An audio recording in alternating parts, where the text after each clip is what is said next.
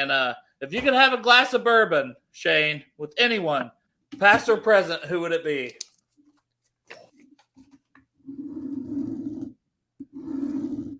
Or a drink in general, whatever, with whoever, anybody. You know, you think would be fun. I think Michael Jordan is too easy of an answer. I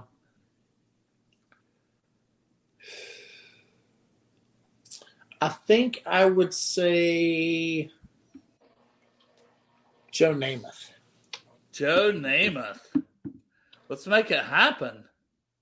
Matt, Bengals What's Bourbon going on? joining. Wait, brother? Wait. Hold on a second. So I just asked him, Matt, to catch you up. If he could have a glass of bourbon with anyone, past or present, who would it be? So I'll ask you the same way he's looking this up. Okay. Any football player or just anyone in general? Anyone. Anybody. Anybody. Man. Pass. That's a tough question. Yeah. I don't say anyone. I'd probably go to Jim Beam. What? Just Jim Beam.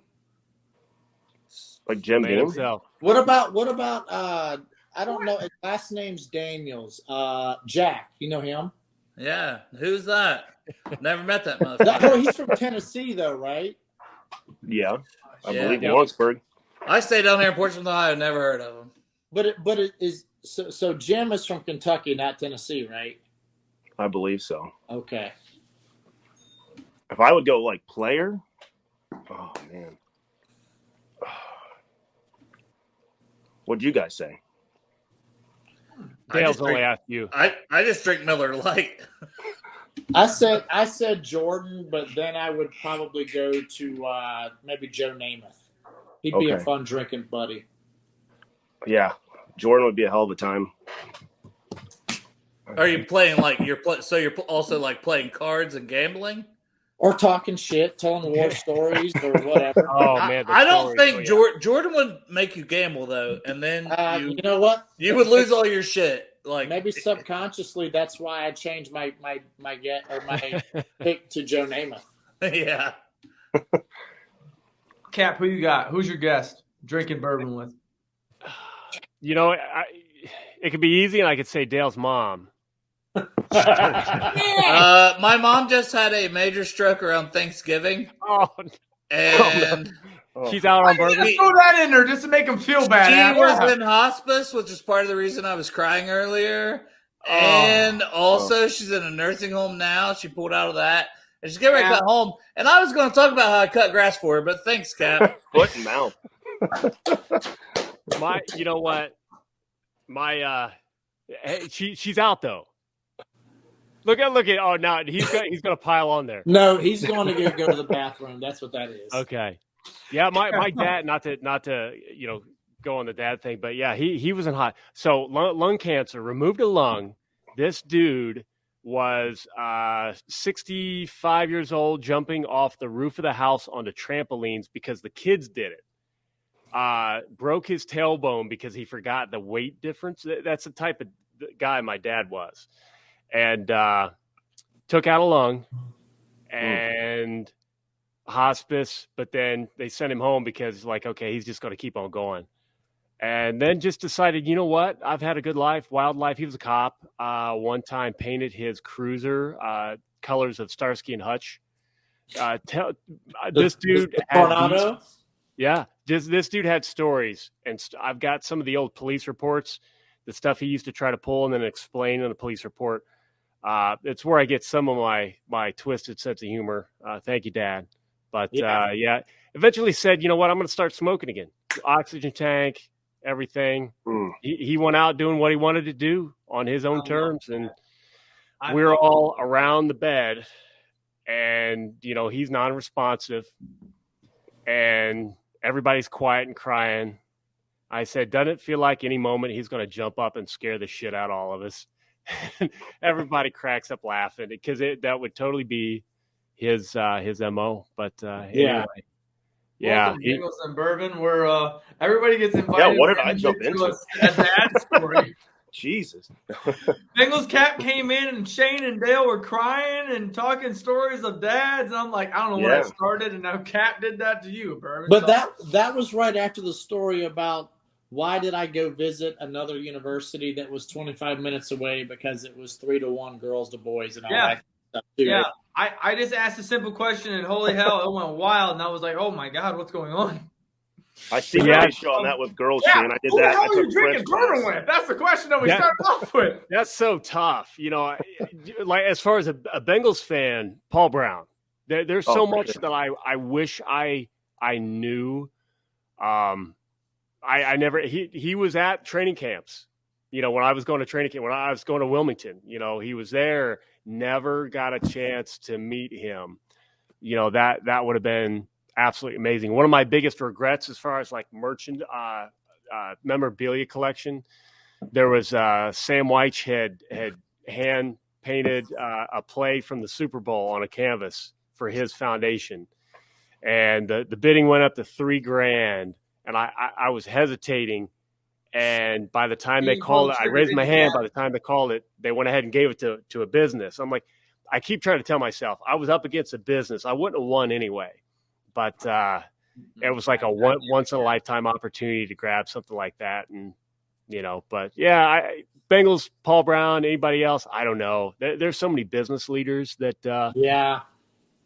you know, people who've just done amazing things. Athletes, anybody in general? Say it again. Are we going anybody in general, or are we just sticking around athletes? Anyone in general, but it's too hard for me to answer that, so I had to go Bengals related. I'm a weird dude, so my answer's not going to be like my anybody. I'll do anybody first, then I'll do athlete. My anybody would probably be like Manson, Charles Manson. Only because Shane looks so concerned. Intrigued with how his no, Shane, no. No, just everything about that, because I know a little bit, but I don't know a lot, and I want to know how he became who he became. I was like, was the stuff true? Everything of that nature, yada yada. And it could just be me and his conversation. You ever heard of Stockholm Syndrome? What is that? Are you lying to me? What is that? Have you ever heard of Stockholm Syndrome? This guy's lying to me. What is it? Okay, so basically, this guy was so brilliant, and I say brilliant not as a compliment. He was very intellectual. He could convince you in one sitting of several pours of bourbon that you would believe the same thing he believed, and you would be on the same page as him, and you'd probably try to kill all of us. I'm done. No. I'm going to change my answer right now. Thank you for explaining that before I went and sat down with Charles Manson. Thank you. Shane is a savior, son of a bitch. Very charming, very charismatic psychopath. Yeah. Yep. Yeah. No. That's why I got into criminal justice to begin with. Going back into the major of all that, I was really intrigued with that, of just not the why, not the how, but not. I guess the why was more of an answer. The how, all that stuff, I didn't care, but the why, the mental, the therapy kind of deal. I wanted to know why you snapped, you triggered, what made you pop out of real life into this fictional life you had in your head. Yeah, and that's he's one of the main people. That's I mean, the dude is super psycho, sociopath, all these things, but the fact that he could convince other people to do all his dirty work for him is what makes him truly a psycho / sociopath, is that he has no sympathy, he has no empathy. He can literally lie and believe his lies and maybe even not even have to feel like he's lying, but truly just believe it. But that's the evil that's in this world, is that people that can be that way and do stupid shit like that. Okay, so maybe not bourbon and drinking involved. Maybe just an interview behind a glass door, maybe, or some sort. My other one, celebrity, would be Johnny Depp, 100%. Johnny Depp, not because of currently, but just because all around. Hey, currently or not, I think he would be a very interesting person to hang out 100%. with. I disagree with that by any means. I know I'm not saying in a sense of like why currently I want to do it. I just mean all around in general. His Pirates of the Caribbean days, back growing. I probably want to talk to him more to ask him about what it's like to come home to poop on your bed. But whatever. I tell you what. Why is the better question? Why is that the prank that you want to pull? Well, but athlete, I want to go Dennis Rodman. Yeah. Oh shit. Wow. Jeez. Yep. Yeah, I get it. Or Charles Barkley, he sounds funny too. Dennis married himself, for Christ's sake. He's a brand marketer. I mean, I have no idea if this guy's on social media or not, but he could probably cash out so big on social media if he tried. He maybe don't. I would assume he is. I have no interest in it. So. There we go. Was it getting cold? No, but it's about to. Just figured I'd put my wig on. What do you mean it's about to get to? I think all of us are in Ohio or Michigan. It's not going to drop like 30 degrees. What are you about to do? You about to drop some heat real quick? What are you going to do? Tired of flexing on you guys. That's the subtle flex I've ever seen one. Wigs are not easy to wear. Flexing his arms. Do we have the same koozie? I've been meaning to ask you that. Do we have the same koozie on our beers right now? I think so. I think it's two-sided. Yeah. Yeah. Didn't even plan that. Look at that. I don't have a koozie on my glass. Shayne, what are you drinking, Shayne? Oh my God! You know what's funny? I saw that at a secondhand store. They wanted $50 for those glasses, and I was like, "You are not even Bengals fans, you pieces of shit." All the glass the captain's got? Yeah. Well, Cap knows, like, with cards, like, where I live 2 hours away, I sent him a picture. I'm like, I don't really get, like, into cards anymore, but Cap knows a little more about it. I sent him a picture with, like, a bunch of Jamar Chase and Joe Burrow. I'm like, man, is any of these, like, something I should snag up, thinking, like, sell and make money off of? Everything was, like, way overpriced. Just trying to rip people off. I got a rookie sent from my buddy. It was like $100 value, and I'm like, cool. I'm like, that's $100 for a card. For one card? Yeah. You'd be surprised. What is that? What's that one, Cap? Got the trio right there. Well, that's one running for basically. Oh no, these are just a bunch of McPherson. Oh, nice game winners. Shayne, how many cards do you have? You want to know how many cards I've bought ever? Or like of you? Oh, so so I get them in the mail. Honestly, every now and then, like when I was coaching, especially because people could send them to me, and like to the team email or the team mailbox or whatever. So I would sign them, send them back, whatever. Most people send them in a pre-addressed stamped envelope. So oddly enough, I got things to my house every now and then. And it was kind of freaky because I didn't realize you could like figure out people's like home addresses. Yeah, Google's a hell of a thing. That would be uncomfortable. You know, but as long as like the letter that comes with it is respectable and all that kind of stuff or whatever, and maybe I can tell if it's a younger person or just a very enthused hobbyist or something, then I'll sign. But by the way, disclaimer, I have cameras on every side of my house, and I will know if you're not on the right path. But anyway, just because we just said Google can tell where you live, I do have cameras, and I'm a big Second Amendment person, so there we go. Yeah. Anyway. I mean, and you should, like, people are weird, man. I can't wait to pull up in your yard and just wave at the camera now that I know that they're on each side of the house. Yeah. Well, it's me, it's Travis, you know. You remember that time we hung out on the internet? Can I get some presents, Zool? That would be interesting to talk about because I love how approachable so many, like, Bengals alums or current players, like there's just something different going on right. Nice. Hey, I just saw the street too, so now I know if I'm accurate or not. Look at that. for approachability. But approachability, it's terrifying to me because like there are people that I know and people are asking like, hey, could you? I'm like, no, because you don't know who. It's suddenly a chance encounter turns into someone's following you, and Have you had any weird encounters, Shayne, that just, That's fans going a little too far? Especially now they know your address, for fuck's sake. And I can help hide that stuff. We'll talk later, Shayne. Okay, that's your deal, right? Yeah. You know what though? Like, I've gotten weird emails. I've gotten weird, not emails, but DMs. Any penis pictures? Dale, what the hell? No. All right, I'm gonna be the first. Oh God, Dale, again, what the hell? I'll try anything twice. So if he hasn't had any, I was hoping he'd say yes, so I didn't have to show him. Usually I have a filter, so the file size have to be big enough, and I don't know if your file size will be big enough. Oh God, the setup. That's honestly a great point. You're probably correct. The setup. Oh no.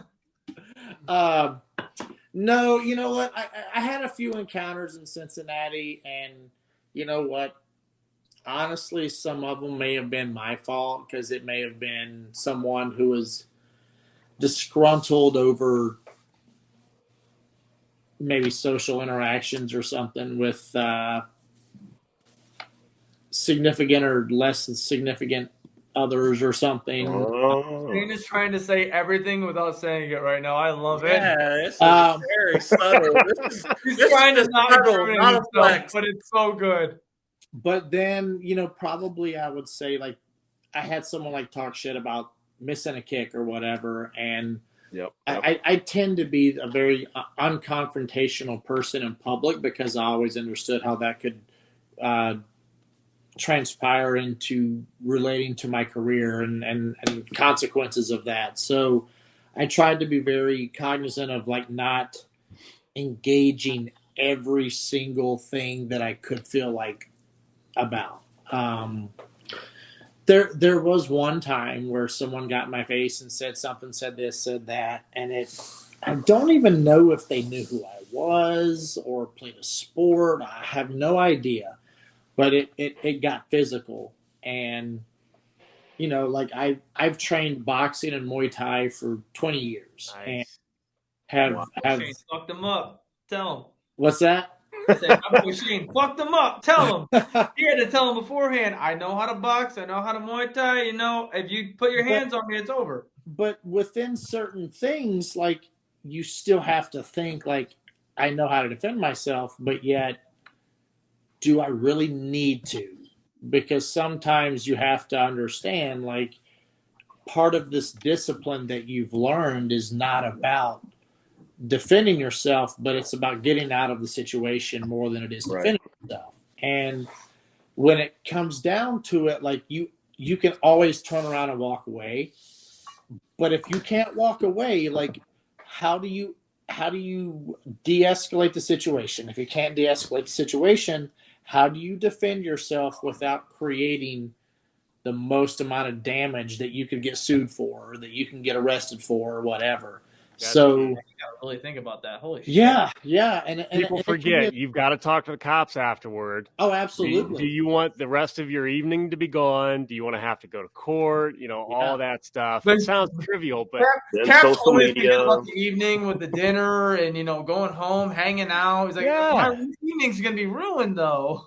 Yeah, so, I'm not even kidding. That's how I think it. So my background is Krav Maga, karate, boxing, and Kung Krav Fu. Maga, Wing Chun. So, you get to that level where okay, I'm not saying, hey, I'm also 45. We'll be 45. There's some subtle flexes in there. No, I may not. I can't kick like I used to, but I can still do enough damage. It's like, okay, this is all tight. Yeah, I can't. I can touch my ankles. That's it. Hey, that's a subtle flex if I've ever heard of one right there. Yeah. I mean, so like with all of these disciplines that you've learned, so like Wing Chun, I know is all about angles and like and momentum and things like that. The one confrontation I had, I ended up basically countering a haymaker with basically just turning his shoulder against me, and I kneed him in the stomach. Like as his arm came across, I came across this way, and my right leg came up and kneed him in the stomach and knocked the breath out of him. So I didn't need to do anything else.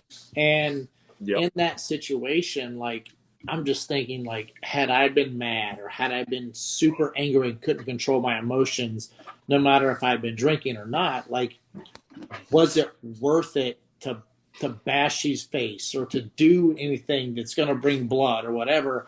And I've just always been able to avoid those situations, and I've been very lucky to do that because, you know, as men, we tend to think our male egos and testosterone turn us into these savage beasts that have to prove ourselves to the people around us, and it doesn't always have to be that way. Now, if I ever had to, it's a whole different story.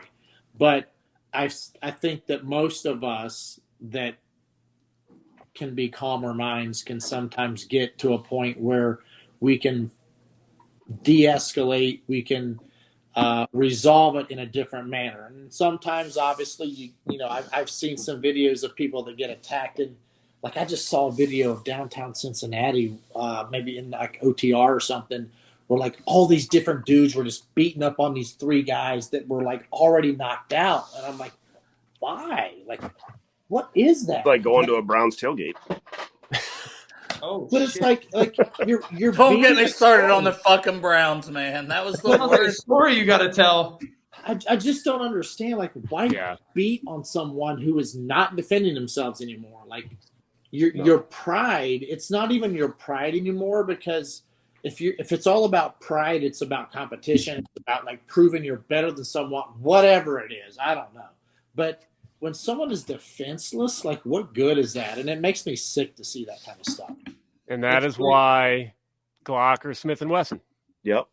Not even that. It's great. It's great to know that, like, mixed martial artists, because I follow MMA pretty good, and people that have gotten into the realms that you guys have, you guys understand the whole language of it in the backside, to where you're like, why would that go that far? And people that don't understand that language, that haven't trained, that don't know the proper way to throw a punch and this and that, they're just out street fighting, to where they're like, I'm just gonna beat the shit out of this dude and kick him in the head on the ground. We're like, we can de-escalate this. I don't need to do any of this. I mean, that could be life-changing. Between you, between either you going to jail or living with accidentally killed somebody. Exactly. And there's so many different things that people like. The kick on the head is a felony. It's a felony. Nobody knows that. You don't know that until it happens to you. And I have to be aware of the fact that, let's just say I got into it with somebody. I don't know that a kick to the head is really ever something I would use in true combat. But you don't. It depends, man. Some people black out once they're like. See, and that's the normality, right there. That was Shayne. That guy's screwed. That's like a Chuck Norris finishing move in Hollywood. That's not really like a true combat move. Like knees and elbows and occasionally a fist is really all you're going to get. Oh, so you're talking like both standing up. But even if I'm on the ground, I'm not going to kick. How are you kicking somebody in the head? No. I'm saying if I just fucking black out and I'm pissed off and somebody fucking blasts me, I blast them back, and they're on the ground, I don't know that I wouldn't fucking kick them in the fucking mouth while I'm at it. You got to be careful. That's what Travis is saying. Like, that's why it's the difference between the normality of a normal person in a fight, in a street fight. You know, anything is going, you don't understand it, and then you guys having that conversation of intelligence involved with that. I appreciated hearing that, because it's like, you guys understand. That's why everybody in MMA, when they go out in the street, unless you're Conor McGregor at a bar with an old dude that you punch him in the face, you understand you're not going to do that. Hey, you want to know when I always shout out Conor McGregor. There you go. You want to know when I always knew to leave Cincinnati? Not be in town when I lived there. Whenever, or at least not go downtown. Whenever I knew there was a UFC or a MMA fight or something going on, like I always knew, because it's not the fighters that are fighting that I'm worried when those about. Ed Hardy shirts came out on the street. I was about to say, when you see more than 10 affliction shirts in a square, Absolutely. you gotta go. And cauliflower ears, like everybody at the bar has an affliction or Ed Hardy or a cauliflower ear.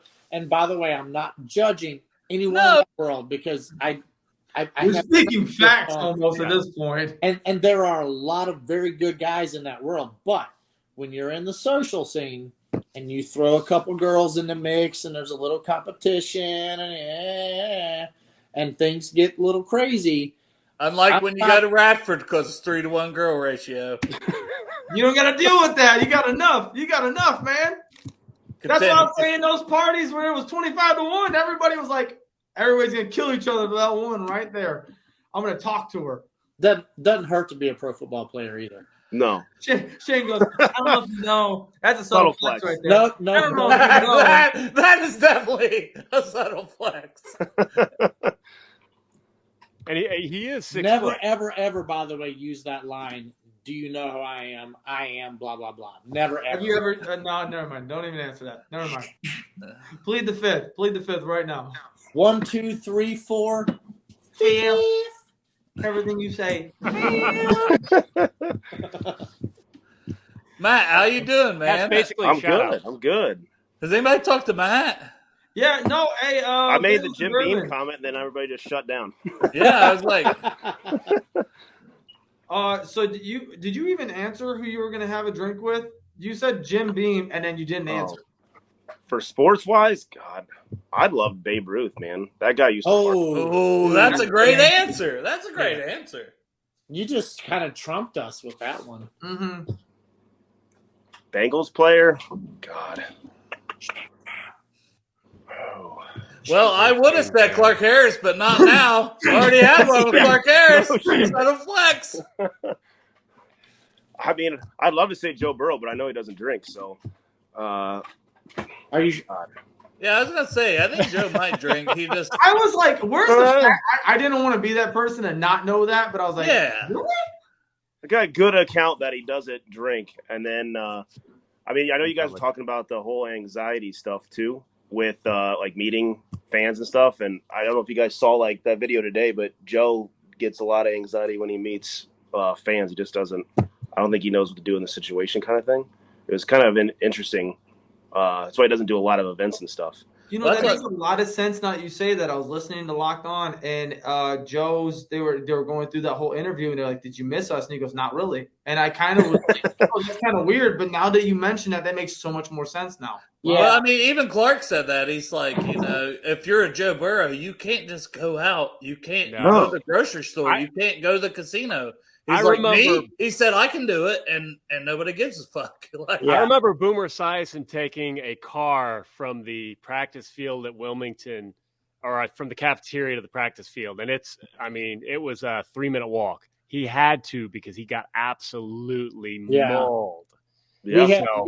We had a team dinner when I played in New England, and even from we had to have so many layers of things happen for us to get into the restaurant, because when Tom would come in, there's just so many things that transpired to get him within the space of where our team area was, that because this was like during our bye week during the season, or maybe it was a playoff bye week, I can't remember, but it was like in order to get to where they had like roped off like Patriots players only, and we had the entire team in there for a dinner. You understand the celebrity status that a quarterback has is just up here. And it could even be more so. See, like LA's different.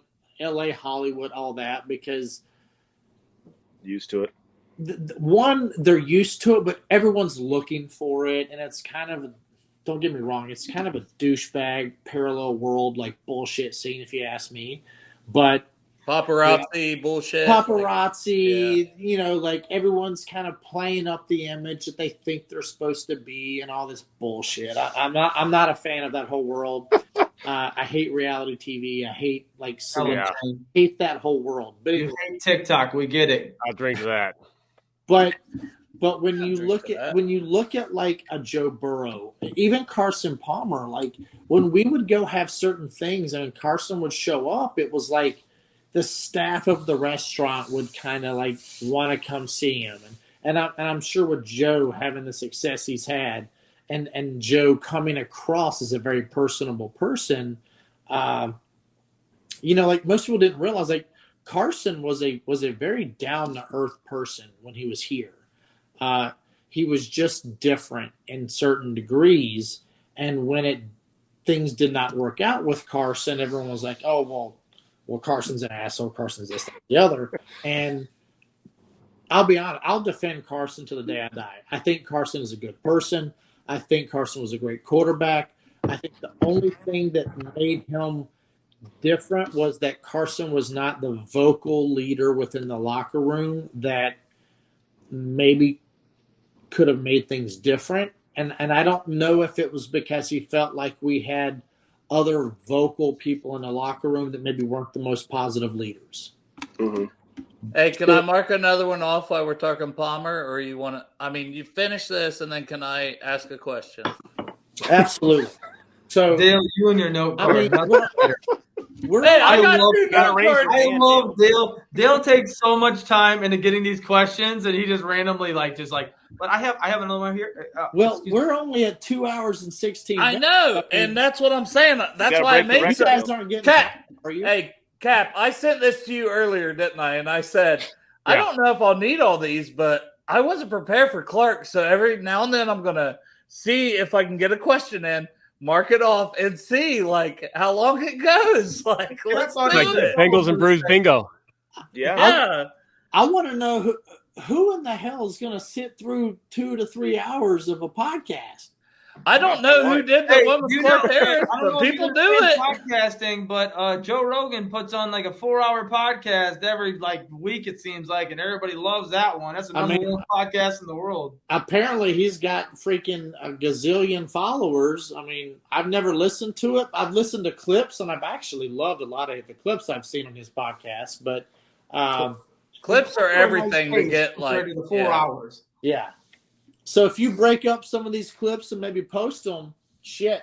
Well, last episode we had with Clark, we put it into 3, and we kind of learned we learned that maybe we should put it into 2 because we went first hour with questions and good conversation. Second one, we were starting to get a little messed up. The one we just posted, I believe, today. That third one was pure ass. We are 3 hours into drinking, and we are getting it. I wasn't even there for the whole third hour. Not only do I not get hangovers, but I also have a very good tolerance. So let's just keep this thing going. Wait, does Matt? Hold on. Yeah. Okay. I was gonna say I don't think Matt knows that yet. I was going to ask that question. Yeah, dude, we were floored. Your tolerance, I'm assuming, is he's probably got an IV drip back in the room as soon as he's done. No, I do have accessibility to B12 shots, but I take those. It's very, very, very, very, very. This has nothing to do with the soup. That has nothing to do with the superpower. My superpower do not get hangovers. Wow. No, and he used to. I used to. I stopped getting them, and I am really hoping that it never comes back. I found out the hard way. I get really bad hangovers once I hit 30. So I was exactly. When the 2-day hangover started. I was 43, 44 when I married my wife, 43 and 44, whatever. The night before her wedding, so are y'all good for a funny story? Yeah. Mm-hmm. Okay. You so know what? No. We got married. We got serious. I want you to make me cry again instead. Fuck. Come on. Yes. I would love a funny story. Sorry, so Dale. We're getting married up in Traverse City, Michigan, which, if you don't know, is one of the most beautiful places in the States you can go to. Yep. It is absolutely amazing. I have friends from college growing up, family friends, my wife's friends, all these people showing up in Traverse City, Michigan who had never experienced it before. And no one's rental cars were reserved for some reason. Like we reserved them, but Traverse City is not a huge place, but no one's rental cars. So one of my good buddies from college, his wife told him like, "Hey, I found you a really good deal. It's like $10 a day. It's this big box van, like box truck." So he rents this box truck that has like, it looks like a freaking UPS van or a FedEx truck or something. And so he has that, and he's like, "Yeah, my wife got me this, so I'm just going to drive this around all weekend, and everybody else can have their vehicles." Well, we start finding out that no one's vehicles are there. Something happened. We don't know what it was. So then when I start getting calls from all my buddies that are showing up like the 2 days before the wedding, they're like, "Hey, none of our vehicles are here. We can't rent vehicles. Nobody, I'm stuck. There's no cabs. There's no Ubers. There's no anything. We're at the airport." So I said, "Mike, what do you want to do?" He's like, "Well, let's just go to Walmart and buy a bunch of folding chairs and put them in the back of the box truck." So our limo service for my wedding weekend was a box truck with folding chairs in the back of it. And we literally went and bought like plastic tubs and put ice in it and put beers in it. We treated it like a party bus. And we had all these different like folding, like the little fold out camping chairs, like just lined around the back of this big, huge, like U-Haul looking truck. Dude, that is genius. Nobody got motion sick? I guess not. I mean, I didn't. That's awesome. That's our new tailgate idea.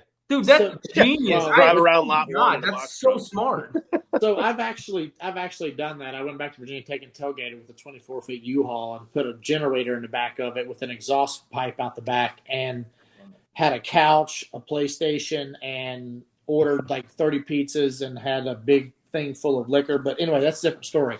Anyway, so we're taking all the people that are showing up within our immediate wedding party. We go to dinner at a casino. We do this. We all pile back in. We're like, it pulls up in valet. Like valet doesn't even know how to drive this damn thing. We get in. Everybody piles in the back of it. We're having a great time. We go back to the hotel, and we have a party in the parking lot outside of this van, like a tailgate, like outside of this van. Then the next day we have the rehearsal dinner at the hotel. We don't have to go anywhere. We have a big party outside of this big box truck in the parking lot. Well, my husband's brother, my brother-in-law, I'm sorry, my wife's brother. Damn you, Buffalo Trace. Damn it. What in the fucking Jerry Springer did I just hear? My wife's brother, my brother-in-law, at 2:30, 3 o'clock in the morning, comes back into like the bridal suite because I end up staying in his room so my wife can have like her own separate room like for the wedding. And he comes in and he tells my wife like, "Hey, Shayne's really drunk." She's like, "Yeah, he'll be fine. Don't worry about it." And we were partying until like 4 in the morning in the parking lot the night before the wedding. And, we literally like, I was like walking around like we're all taking shots of this. Ring the bell. Jesus. I just use my ring. Sometimes it's hard to get a clap on it, so I haven't seen him take a drink of it yet. Oh, this is dead. This is for show now. Oh. Sorry, I don't have a re-up on it. Fill it with water. Delivering people's bills don't give me a re-up on Class A Azul every time I drink it. Yeah, I think Cap had the idea, though. Fill it up with water, and then you could be like, "Yeah, I'm taking one," but you're just drinking water to hydrate. That's what this is for. Yeah, to the Chad Johnson thing, that's what I used to do at clubs because most of my life I was not smooth with women. Now I nailed the wife. Come on, look at that beard. Bullshit. He didn't always have that beard. Don't make me find the pictures. Yeah, it's all just top teeth. It's just no bottom chin. But I would do that. I would just do cranberry and soda. So I had something to drink, so I didn't look odd at the bar, but I didn't get wasted. Holy shit! I thought you were gonna hit the floor. Oh my god! but I didn't get wasted talking to women. I didn't say stupid stuff. Now I just say stupid stuff sober, but my wife's used to it. Well, now you got a wife, so now you can just go full blown on it. Oh, yeah. All right, Shayne, are you mixing another drink? Because this man yeah, was martini glass is that? Oh, Yeah, come on. Dale, do the spotlight in StreamYard and spotlight his video. What, you act like I know what to do. You're supposed to contact me sometime and walk me through these things. Yeah, Press okay, buttons, it'll so work out. just start clicking the buttons at the bottom with frames. Yeah, there's buttons below the screen. 2.5 hours into this. I don't know if he knows what you're talking about. Just start clicking them until it's Shayne, all Shayne.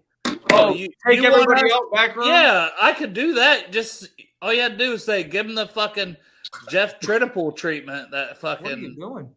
Oh, he's dropping pickle in here. Yep. There, try the. Yep.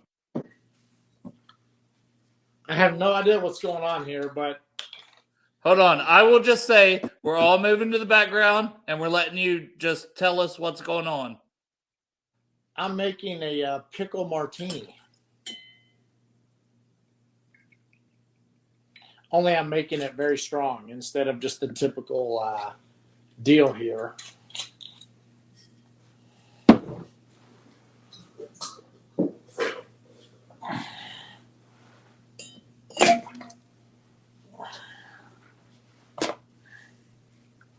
I love the fact that I'm just going to talk to myself while this is going on. I got you. I'll stay here. I have no idea where my shaker lid went. Oh, there it is. Pickle juice. Okay, nice. Pickle juice and vodka.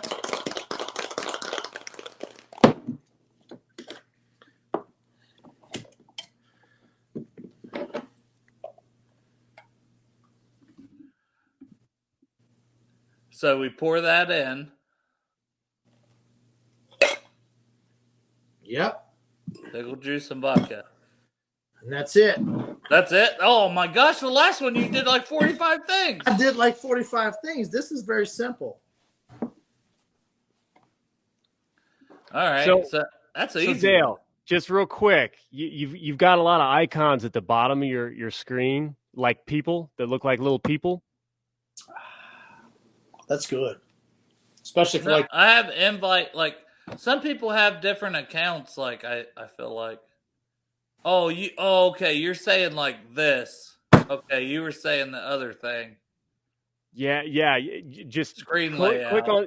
There you go, and then you can choose him. You can the view that you had. You can So then if I do click on this, Shayne.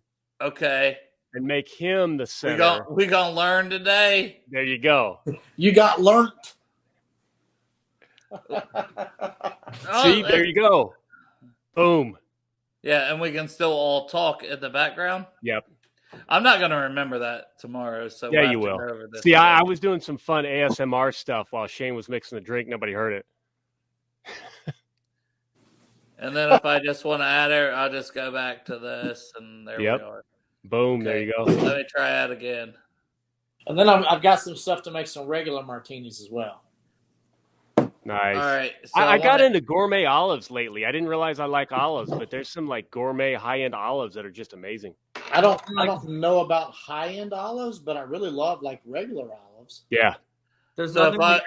Everybody on audio is just no. They're not going to have any idea what we're talking about. But Cap's trying to teach me how to do some of these things where we could have still been talking to Shayne that whole time. Yeah. It just would have been him doing the demo. So I'm practicing how to do it, even though we're live. Well, we're not live. We're on a recording. It's mostly fine. Definitely, Cap, gonna have to redo that whole thing so then I can really dabble with it so then Dale doesn't forget half the time. I already told him I was going to forget. I don't even know why we did it. So you just have to study the review of this whole entire thing when you do it. Yeah. Dale's gonna have to go back to 2 hours and 30 minutes into this and be like, what the hell did Cap say? I don't even know. What was that again? When I was coaching, I had to watch so much film just to find so many small tidbits of data that I really needed to know. So this is the equivalent. Yeah. This is also, I got a ball. So we're basically kicking legends and football coaches now, guys. There we go. Hey, shout out us. So Shayne, do you use any like analytics companies, Pro Football Focus, stuff like that to help? By the way, Travis, I have 2 balls. Those are amazing looking balls. His balls were dripping. Your balls were. Did you see how smooth my balls were? Your balls were smooth. Nothing. I tell you what. I'm glad that people have past tense, so if they're listening all the way up to here, so help me God, if this was audio and Shayne just goes, "Hey, I got 2 balls," it was like, no. So Shayne remembers Travis, Saturday Night Live, sweaty balls, really nice, clear, good looking balls. Mine are dirty and bad looking. He's trying to get to your level, Shayne. Teach him how to get your balls nice. Oh, don't worry. That item that he was talking about is already in my cart. Don't you worry. I'll be better next time, Shayne. I can't forget to add that right now. Yeah. I'll be better. Well, I'm tired of drinking out of this because I see everybody with a glass, and I'm like, I don't have a glass, but I got my fancy looking bottle. So I just drink out of that like I'm. I mean, you can just drink out of the bottle. You've been drinking. Oh, this guy's an animal. He's going to give us all hangovers tomorrow. He's going to give us all hangovers. Dale, don't fall for it. Dale, stop. Guess who's not going to have one? Dale, you're not going to be a human being in 30 minutes if you keep following. What a great story to tell. Like, yes, yeah. Shayne Graham got us all hammered. Shayne, seriously though, with all that, you were saying something. Oh, go ahead. I think my dog's barking. You guys continue. Go check on your dog real quick. You don't even got a dog. Yeah, he's peeing. So you were saying something right before that. What were you saying? That's a great question. Talking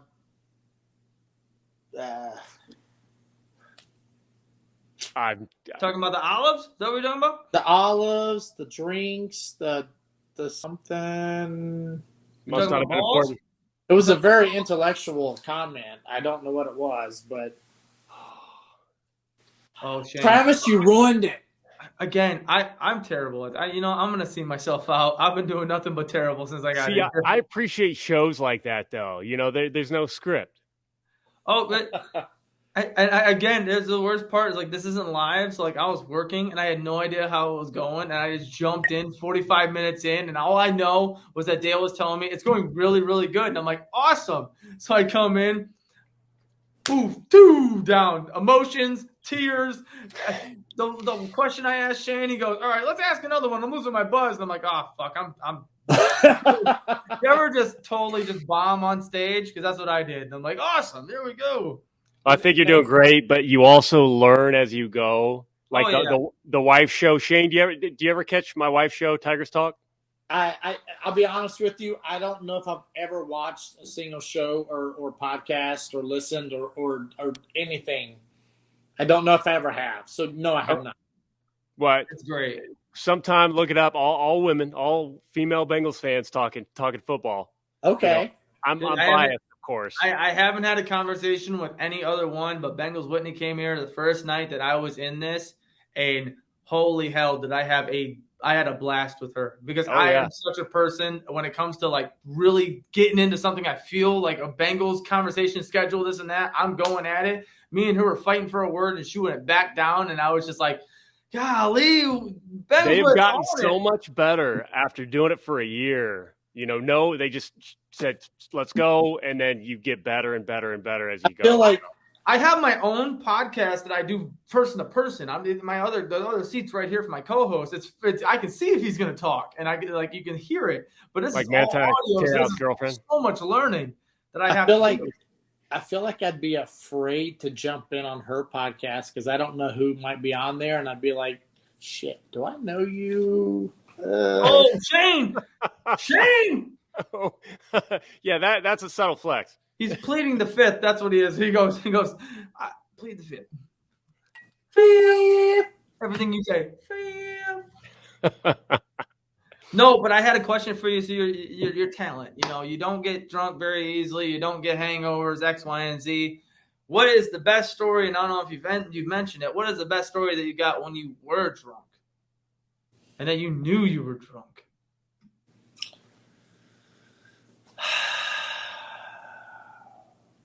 I don't know that I can share all my best stories. Well, share the one that you can, so you don't have to plead the fifth. He is a business owner now, so yeah. Well, when I was coaching, I had to be very, very clean cut. I couldn't.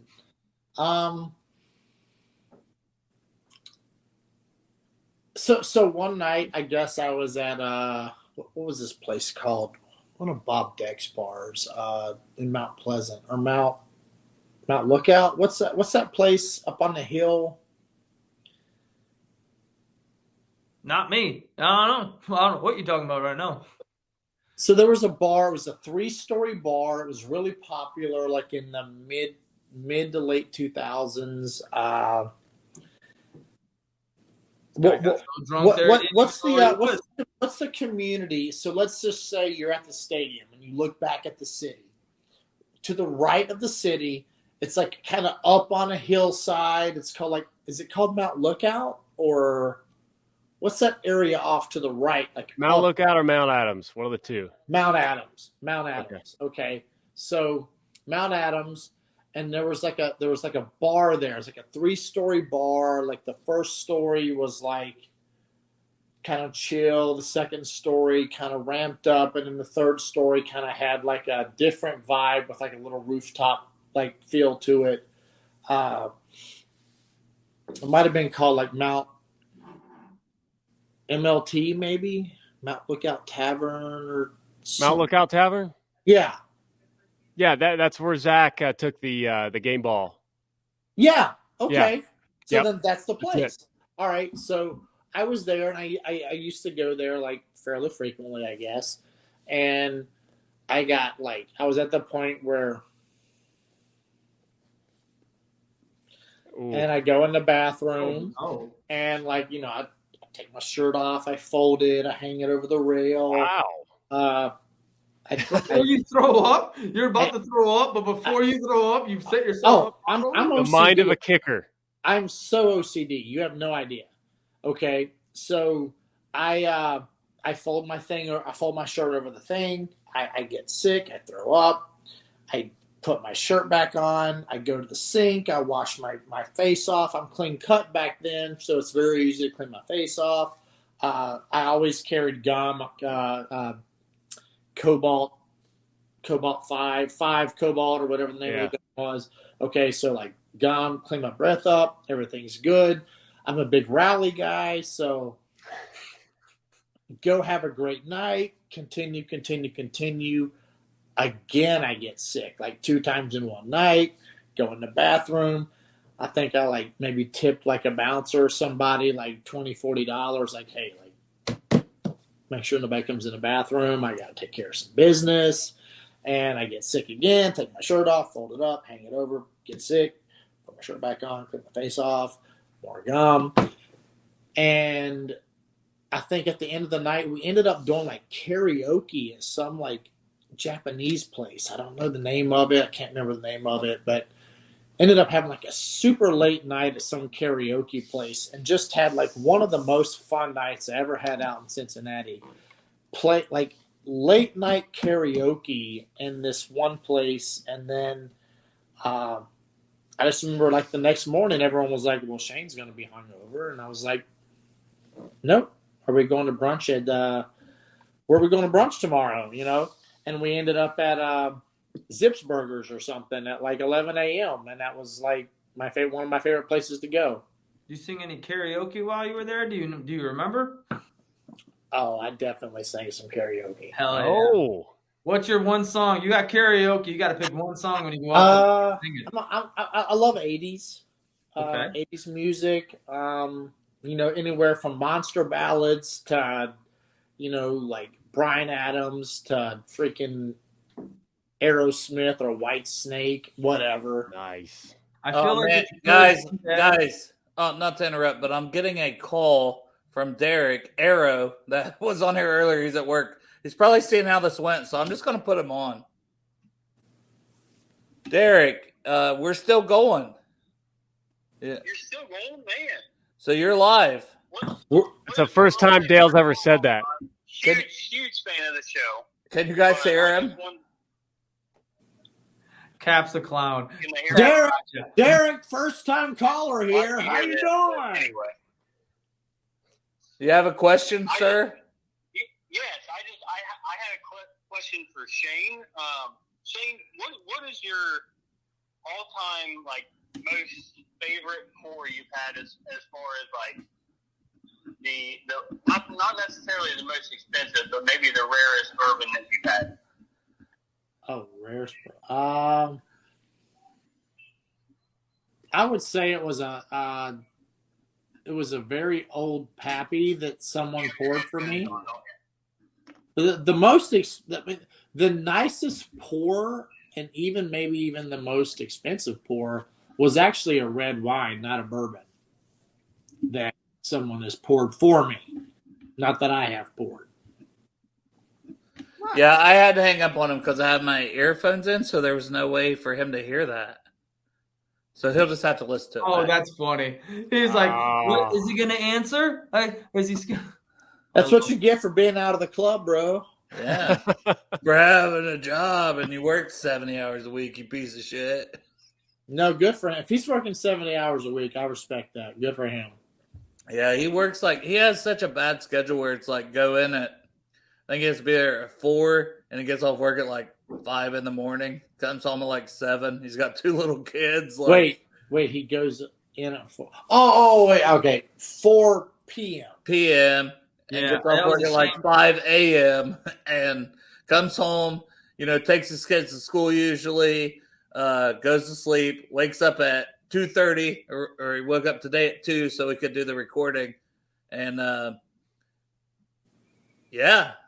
his wife came in, picked the kids up because he usually picks them up. No, I'm trying to shout out Derek here. He works hard. He's a good guy, man. I love shout out Derek. I love that you lost your sense of where you were going. You just go, yeah. I had to think for a minute. I thought I would never get so drunk after that Clark Harris thing. Here we are. Shayne is literally going to top Clark Harris and have so many bragging rights. It's going to be phenomenal. I got to go back because I know Cap said the OCD, being a kicker, this and that. I was like, first off, Pabst, hilarious that you go to Pabst out of all the classy drinks that you're making. I love that. One of my favorite beers. But you fold your shirt as you're feeling like you're about to throw up. You fold your shirt, take it off, fold it, put it on the railing prior to throwing up. What has that been? What you've always done, or is that just something that you just picked up? Being maybe. Well, I can tell you this: I didn't pick that up in college because in college, usually by the time you threw up, you were kind of done with your night and whatever. I think I just kind of learned to puke and rally when later in college, I didn't drink till I got to college. I did not drink in high school. It was rare for me to drink younger in college until I was 21. Didn't drink till I was 21. And then I think it just kind of turned into a habit that I didn't want to make a mess. And I saw sloppy people. And when I see sloppy people, it's such a turnoff. It's such a oh, come on. Get a hold of yourself. I hear you. Especially a girl. A girl can be so great to look at, but then it's just ugh. Captain's a wild man. Captain's a wild man. He knows exactly where you're at located on that. That was I love you, Dale. I love you, I'm Dale. not sloppy. I'm sorry I cried. I'm sorry you talked about my mom. I love that hoodie. I cried again. He's the cleanest dude right now. No, I love that hoodie. I get that 100%, Shayne. I worked at Put in Bay for 2 summers. And anybody that's in Ohio understands what Put in Bay is. I'm sure. I have a lot of friends who work there. Lord have mercy. I worked as a pizza delivery man, and that was good money. But the stories and everything I had on that, I saw sloppy because I was not like you who waited until 21 or around 21 to wait to start drinking and such and that nature. So when I got to about that age where I was working there, I was like, I'm seeing these people, and I'm like, this is not what I want to. No, there's no chance I want to be like this. My God. Yeah. Holy hell, Cap, you look different. What happened to you? This isn't Jeff. Wait, that's not Jeff? Where's Jeff? Jeff changed his hat. That's so weird.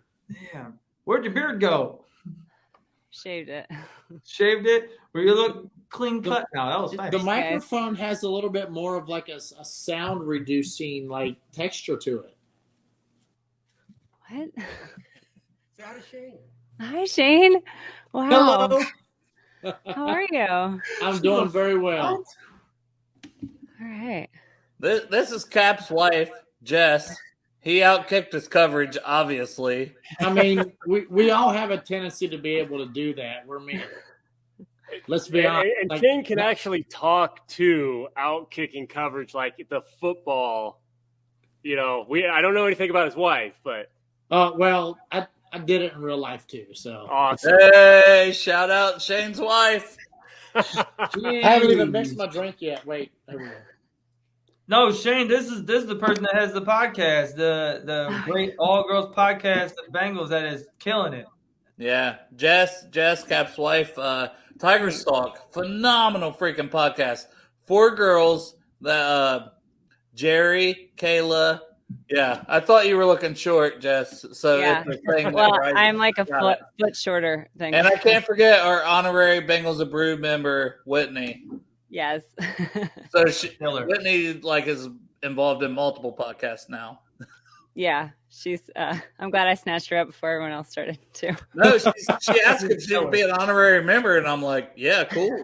She's a killer. I'm telling you. That's the first person I talked to out of the 4 that you guys have, and that was a great time talking to her on both podcasts I was on that night. She's going at it. All right. I used to think I was funny until I met Whitney. She's so funny. I love talking to her. She's the best. So Shayne, ask your best question for Jess. Now that you have her here. What?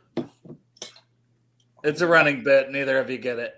Okay. All right, Jess, you got any questions for Shayne? Oh, I don't know. I feel very on the spot right now. But actually, I do have a question. Do you have any children, and do they have red hair? Well, that's a question. The fair answer to that is you know of. Children you know of. And is Travis one of them? I've been waiting for it. I've been waiting for it. He hasn't acknowledged it yet. He went to go get milk, and then he hadn't come back yet. I don't think so. And no, I do not. And no one has brought it to my attention. If so, so Shayne, we're here. I do hope we're here to introduce you to your son, Travis, your long lost son, Travis. It was a wild night in where was that place? Radford? What's college? All right. Well, this just got weird and disrespectful, but I only ask because I'm one of 3 redheaded. My hair keeps getting blonder as I get older, but my sister, her hair is really bright red, and her husband has like blondish hair, and they have redheaded babies. And there's at least 10 redheads in my family, so I'm very, very fond of redheads, and I'm all about increasing the ginger population. Yeah, I was a Shayne Graham fan and married a redhead. Okay, and let's get serious for a second. No joking aside. I've actually heard that, redheads are going to be like obsolete in 50 years, blah, blah, blah, because it's a recessive gene, all this, that. So my sister has super bright red hair. I used to, but over the years, same. Like mine has like lightened up a little bit, and maybe it looks strawberry blonde, whatever it is. My beard is darker and looks a little more red, but I think no, I do not have any children, but I really do want to have redheaded children because it's a guy thing. Maybe it's a woman thing too. I don't know, but I think we want to have our kids look like us, and I really would like to think that when I have children that they do kind of have the redheaded trait because the trials and the tribulations I kind of went through as a redhead that made me who I am because I was insecure. I was shy. I was all these things that I dealt with growing up, I think made me who I am today. And as much as I would love for my kid to be the boy that every girl wants in elementary school and middle school. That wasn't me. Like I was not that kid that every girl wanted to like hold hands with when we're watching a movie in elementary school. Like I was the kid who had to stir up the courage to ask a girl to go with him in middle school. And then I got to high school and it was like, oh my God, like, how do I ask that girl out? And like that popularity contest and all that stuff you dealt with without being tall, dark, and handsome, but you're the pale kid with maybe a little bit of freckles or no tan and the red hair, like all these things you have to deal with. Yeah, right? Like, so you have to deal with these things that aren't like the stereotypical, like attractive qualities that are on paper for most people to say they wish they had. And I hope my kids can go through that so they can have the strength that I feel like I built like over the years for myself. But if I were to say like the strongest hair color you can have, I would love to say that red hair is probably like the strongest color you can have because it has created such a polarized thing within the Caucasian population, obviously. Like, I think that there's so many differences in blonde, dark, black, brown, whatever, like color hair you have. I would like to say that red hair is the one that makes you stand out the most. And I love the fact that I think that people say, oh, I recognize you because you're a redhead. Like, I love that. Like, people always say, haven't I met you before? Or don't I know you from somewhere? And I'm like, no, you just met someone else with red hair probably. Yeah. You know what? But it's the same way as like someone finds out you lived in a certain city or you went to a college with 50,000 people who went to the same college. And they're like, oh, you're a redhead. Do you know John? And it's like, well, that's where I don't know. Dale had a redhead too. Dale had that joke yesterday. He was like talking about Shayne's my dad and such, and I immediately commented on him and was like, just because he has red hair doesn't mean there's relation or like I'm his son or anything of that nature. I was like, I just have red hair for Christ's sake. I know, and now I feel bad, so I'm giving you guys your moment. I apologize. I saw you leave, and I go, are you really just leaving just so then the redheaded people can talk? Wait, so Travis, what year were you? I'm trying to be respectful. What year were you? Travis, what year were you born? And that's what I was going to get to. And I was born in 1997. Okay, no, you're good. No. Okay. Oh no. But no. You have to tell you graduated from high school in 95. No, I get it. I'm young, but you guys, it's really messed up because you guys. You mentioned how hard it is to grow up as a redhead, and it's something that hits really well to me because in elementary school, I was growing up when like South Park made that episode about how gingers we have no souls. Oh yeah, I got beat up for having red hair for that episode. I had no idea the context of it. So here's the difference between me and you. I had to beat someone up because of that episode. Wow. Good. Wait, hold on. I feel like there's a story that needs to be told on that. Than just I just want to say subtle flex. Everyone take a drink first, and I'll hop back on. All right. Well, I actually have to get going, guys. I'm very sorry. Hey, but thanks for having me. We love you all. Shayne, big fan. Keep doing what you're doing on Twitter. Good luck with the business. She's got a podcast to do on her own, and I got the coolest computer. So, if you ever want a guest on your show, I feel like maybe I could handle it, but we'll see. Wow. Thanks so much. I'll definitely hit you up for that. That's really awesome. You got to wear a wig, though. if that's the case. No, I won't make you wear a wig. All right, guys. Hootie. Take care. It was a pleasure meeting you, Jess. But no, seriously, with that, the whole growing up being a redhead and that kind of deal, you talking about like growing thick skin and, being that touches really well with me because there was a couple words like fire crotch. That word hurt me as a kid. And I was getting in trouble, like I was getting in fights and this and that because like people were making fun of me for that. And you talking about having kids have the courage to grow up in that and everything, like that touches really well for me personally. Y'all want to talk about your dads and feeling it? I didn't feel it because I still have my dad, but you talk about that, and that's all in my heart right there because that is literally who I was growing up as that kid that was one of the 10 gingers in the school. And people don't understand that. Like, so it's easy for me to find empathy with people that have dealt with racism and dealt with certain things.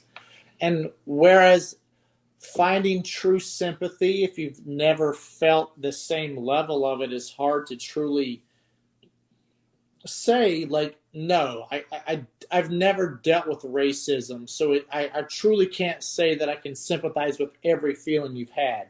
Right. But I can empathize with it, and I can pull a particular feeling, or I can feel like I can understand where you're coming from because I know it's got to hurt more than I've hurt. So I can know that you're hurting, like, and I know that you're feeling something.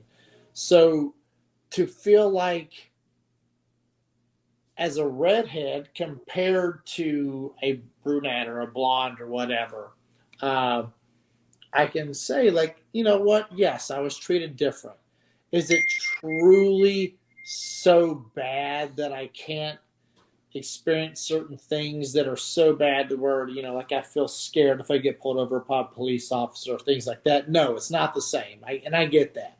Right, 100%. Yeah. But there are still differences within how our psyche matures as an adult from an adolescent or as something different, because we deal with the fact that a lot of girls maybe didn't find us attractive when we were younger or whatever, you know, and I probably ran into, by the time I felt like I became a young adult to an adult, I probably honestly felt like when I started gaining traction because of what I did for a living or whatever, that I was like, I'm going to take vengeance on this, you know, like, right. I'm going to, like, oh, you didn't like me when I was a redheaded kid. You didn't like me, you know, Mike Jones, you know, like that whole, like, Mike Jones, you know what I'm saying? Like that whole thing. And it's like, I felt like I'm going to make this different than it used to be when I was a kid.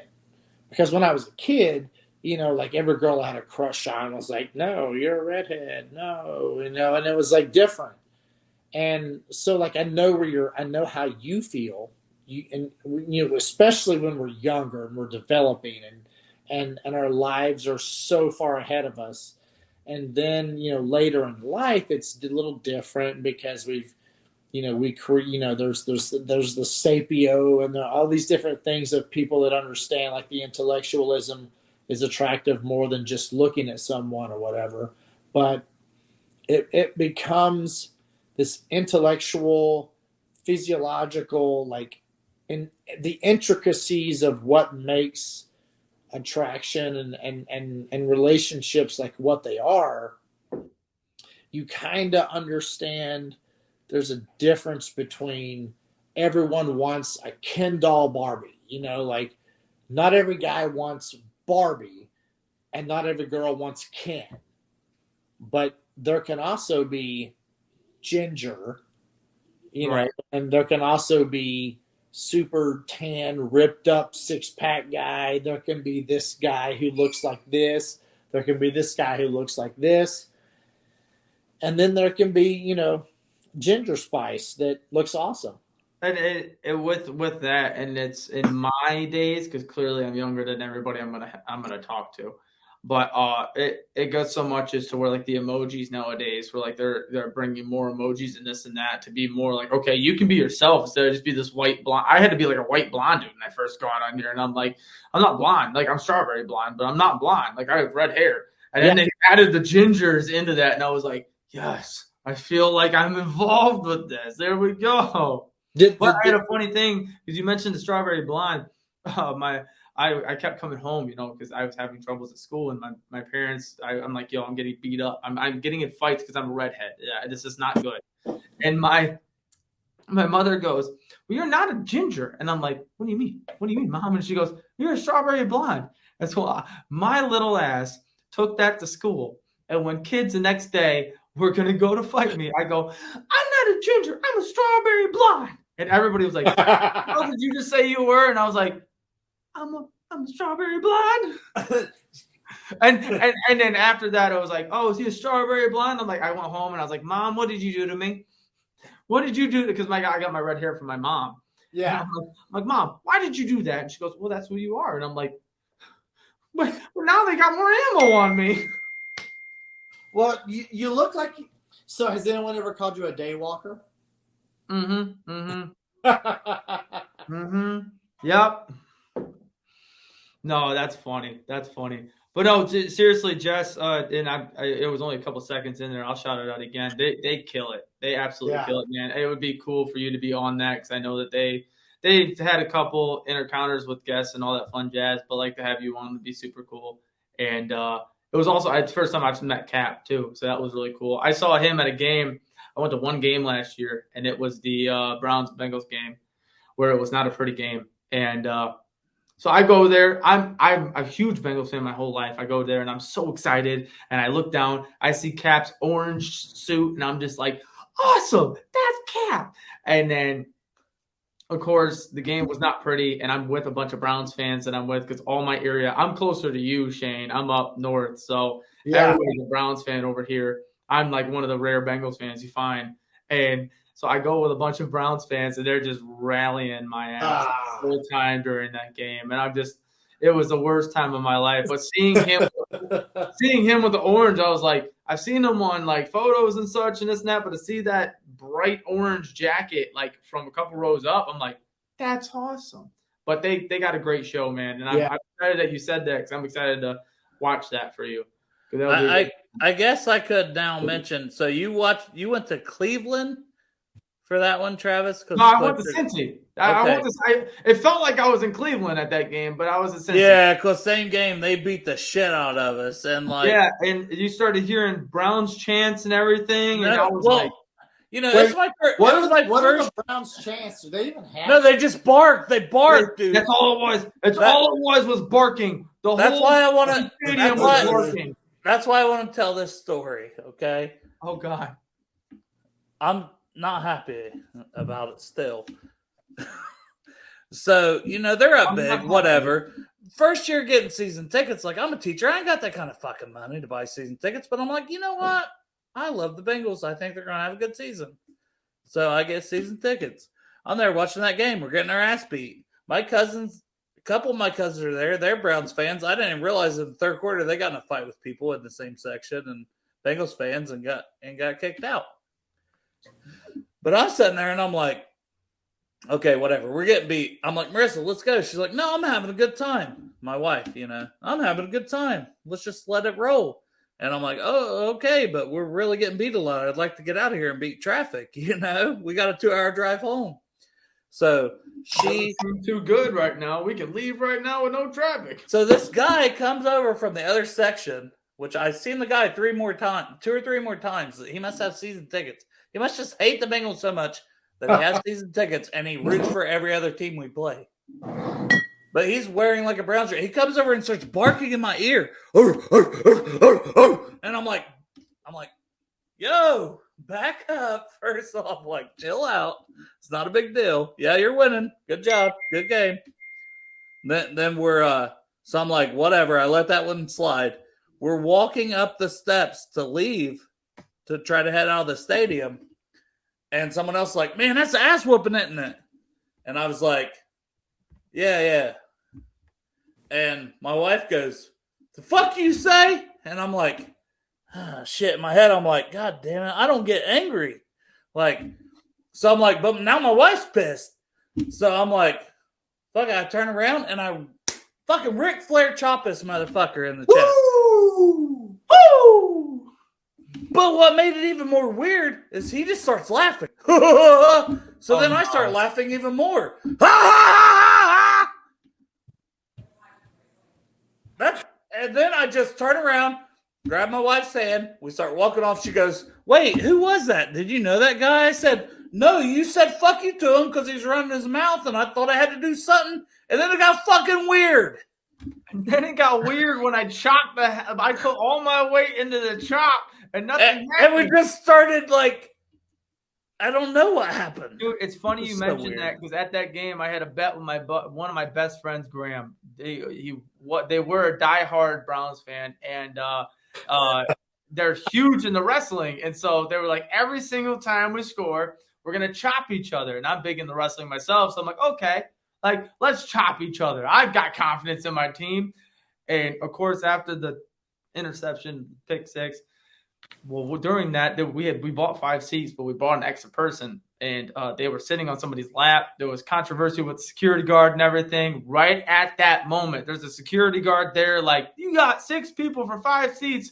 Touchdown happens. My buddy turns me around and I was like, and the security guards, what was that? And I'm like,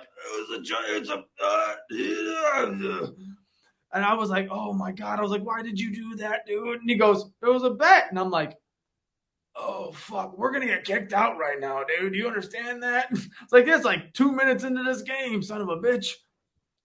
But the chop you said the chop. And I was like, oh, dude, I felt that from my heart right there.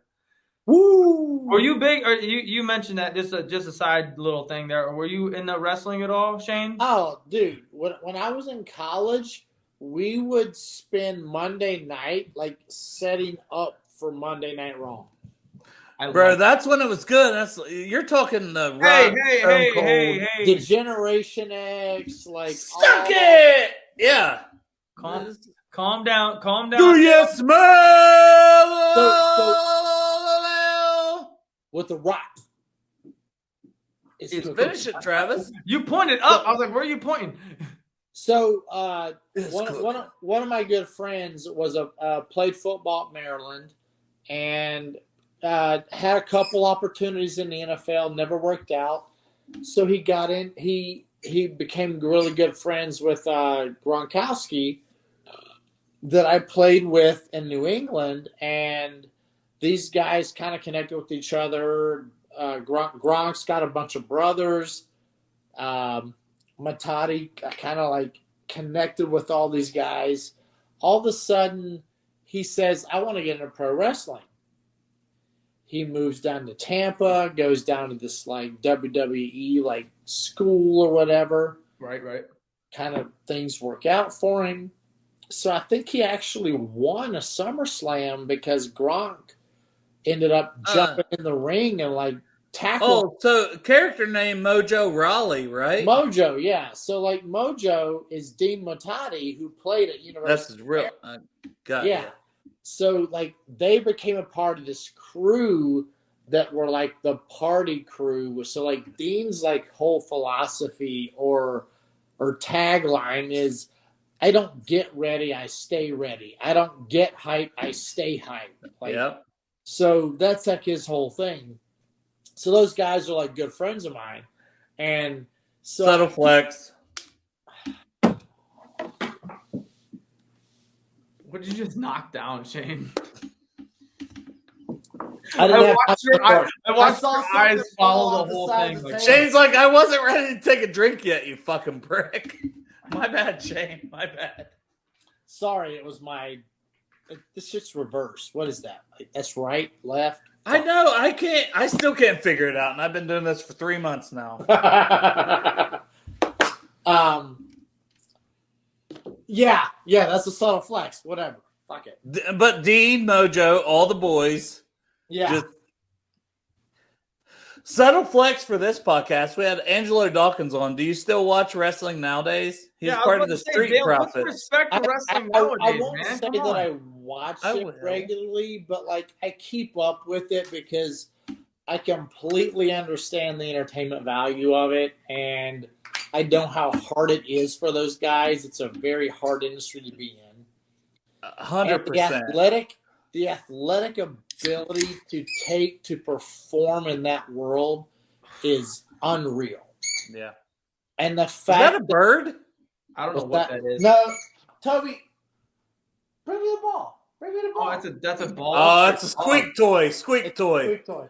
Hold on. I want to bring. I was like, Travis, do you have a bird? Yeah, I was like, dude, I don't know what this. I was like, I started like being scared. I was like, did I have a bird? But for real, Angela's the man. I hope he can come on with us again. Dude, man, that dog is gorgeous. That dog is beautiful. Oh, look at the puppers. His name is Toby Tide. Toby. He's a Yorkie Pomeranian. Oh, beautiful, man. He's the cutest dog in the world. Fluff ball. He's also sometimes the biggest bitch in the world, but whatever. Yeah, no. They're Toby, you gotta be good all the time. But yeah, man, like your dad has kicked footballs about as big as you. You might want to watch out, Toby. I mean, I've warned him. Oh God! I had a bad vision in my head of it, and I'm like, no. So now I feel like, sorry, PETA. Even though that vision was only in my head, I will apologize. Dude, I'm a mailman, and I've heard stories. I've heard stories of veteran mailmen that have little dogs that, hey, ho! Oh my God, what's happening? Oh my God. Trust me. I've heard veteran mailmen have little dogs that won't stop, that come up on them and punt them like a football. So I'm like, oh Lord, have mercy. It's like your dad is a professional kicker now. Like you get kicked one time, you're gonna go to the next county. All right.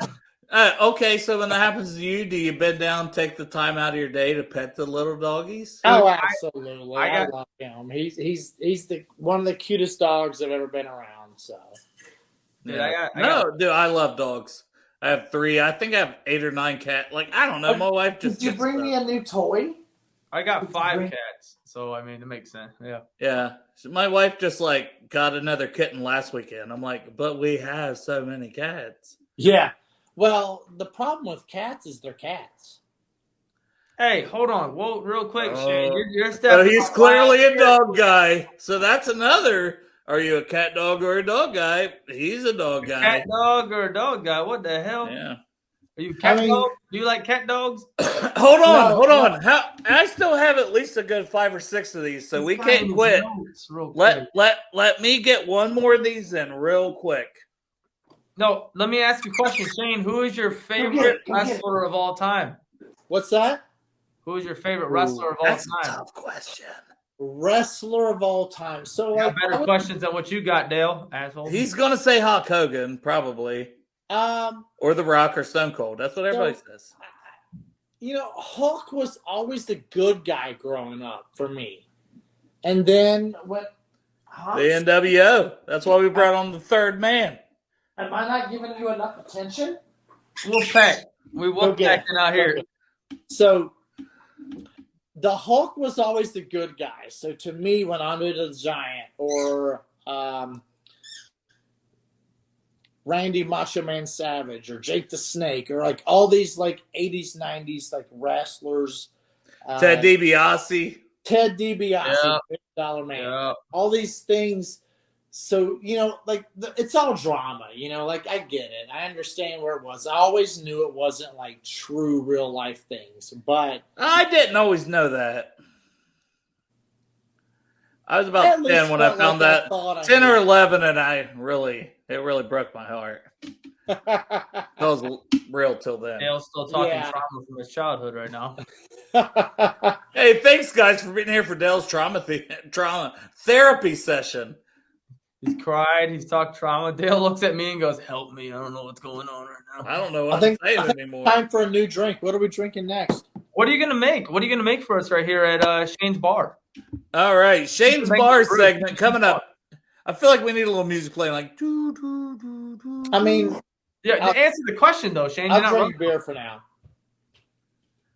No, he's mixing one more. Because listen, you're approaching beating Clark Harris. You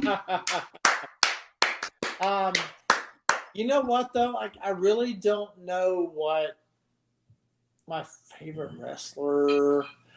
Hulk Hogan has got to be up there because he was like, like Dusty Rhodes was the American Dream. Like, all right, do Mount Rushmore then. because it's hard to pick one. I agree with Okay. Dale told all three of yours that you were gonna pick, and then you were trying to go outside of it, and you were like, "But there's, I don't know, man." I went to Mount Rushmore so he could get 4. Mount Rushmore. Hulk Hogan. There it was. That's the one. Ric Flair. The Rock and Stone Cold. Say it. Tell me I was 3 out of 4. 3 for 3. Dusty Rhodes. Oh, okay. All right. Respect. The Rock. Okay. And only because The Rock has become such a hardcore mogul, like international, like cross, like so many directions, but yet he was also so big in wrestling. Yeah. Like, yes, Stone Cold was great when he went from stunning Steve Austin to Stone Cold Steve Austin. Did you know that Stone Cold wrestled? Did you watch that WrestleMania when he wrestled Kevin Owens this year? I saw him in some stuff. I didn't like watch everything. I mean, I know he like tried to befriend Pat McAfee and actually stunned Pat McAfee. That had to be a highlight of his life. I tell you what, man. Do you know how many times I could tell you, like, hey guys, we got it. We got another guest.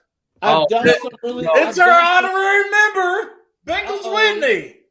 I was praising you earlier, Whit. I tell you what, I've been. Oh, missed it. I know. Before Shayne. We were talking wrestling. Shayne, you're not leaving this question, but Whit, I had to let everybody know. I was like, I've been wanting to message you to be like, that was a great fucking night, just going back and forth at each other. But I was like, I don't know if Whit actually was like kind of mad at me for just going back and forth. Hey guys, my dog's barking and I need to see when my wife's coming home. Jesus Christ, go ahead and piss. Who is that? Shayne. It's my doggy. Oh. Shayne, you're not leaving. You got 2. No, you picked 4, didn't you? Did you pick 4? Oh, I'm in no hurry. I just know that. No, did you pick your Mount Rushmore? Oh yeah, The Rock, Ric Flair, Hulk Hogan, The Rock, and Dusty. That's Dusty Rhodes. Yes. Okay. We got no Randy Savage. Randy Savage. Whit's coming in hot. Yeah, but Miss Elizabeth was like a little bit of a traitor to Hulk Hogan. I don't know. Well, nice to see you guys. I got a message, Shayne, when you guys first started the episode, but I went to go get a pedicure. Well, there you go. Oh, well, you couldn't see that. You're just trying to show your toes real quick? Is that what I was going to. like, nice, Shayne. Nice. I was going to say, Shayne, that was some flexibility right there. That hurt me. Don't do it. If you... God. It's almost like he's an athlete. Yeah, dude. You can do the split in every direction. What? Not so subtle flex. That is a huge flex, and now I need proof. He already drank for it. Now I need proof. Prove it. Prove it. There's video on the internet. Trust me. Oh, okay. Wait, you're joining in here real quick. It seems like you have a little bit of knowledge in old WWE and such of that nature. Do you have anybody for Mount Rushmore for wrestling? You got nobody? Yeah, I was a little bitty thing when I watched it with my papa when I was like, that was 80s.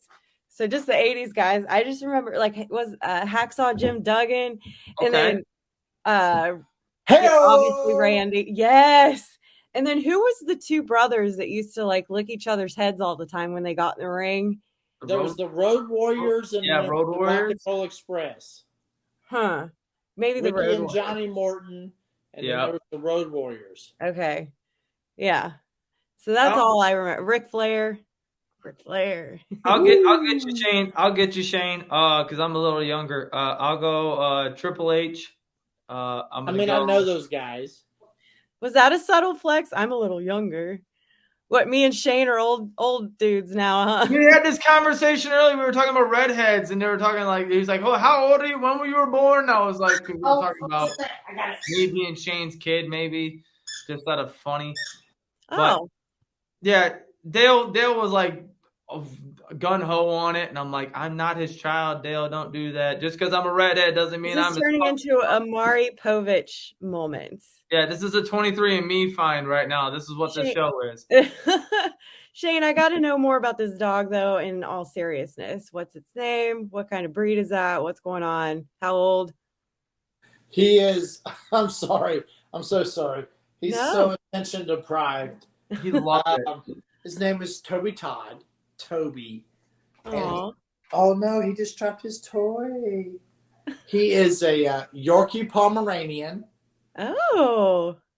He's the best dog ever, except for he was a bad boy yesterday.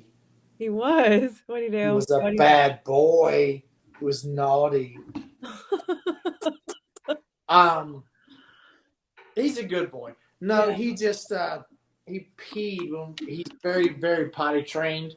But he decided he was going to pee somewhere he shouldn't pee, and he got excited. It's his first he time got excited. Hey, Shayne, I need to tell you, please do not open up this topic. I don't know if you saw any of our time with Clark Harris the other night, but there was a whole 20-minute pee segment about drunken peeing in places you're not supposed to, and I really don't want to open that back up. I mean, are we talking about dogs or people? No, people. We're not.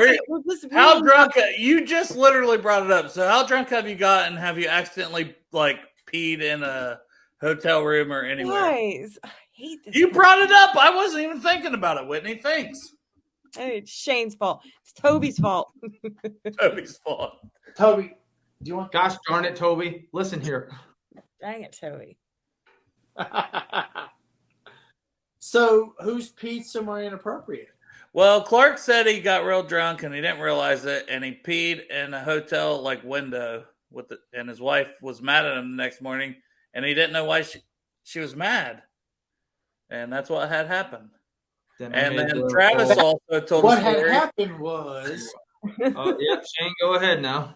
No, Travis. I have PTSD from. I have PTSD from this. I truly don't have any stories of peeing somewhere I shouldn't have peed. You know why? Because he had a superpower, Whitney. No. A million times. times. Third time in this episode. Go ahead, Shayne. Third time.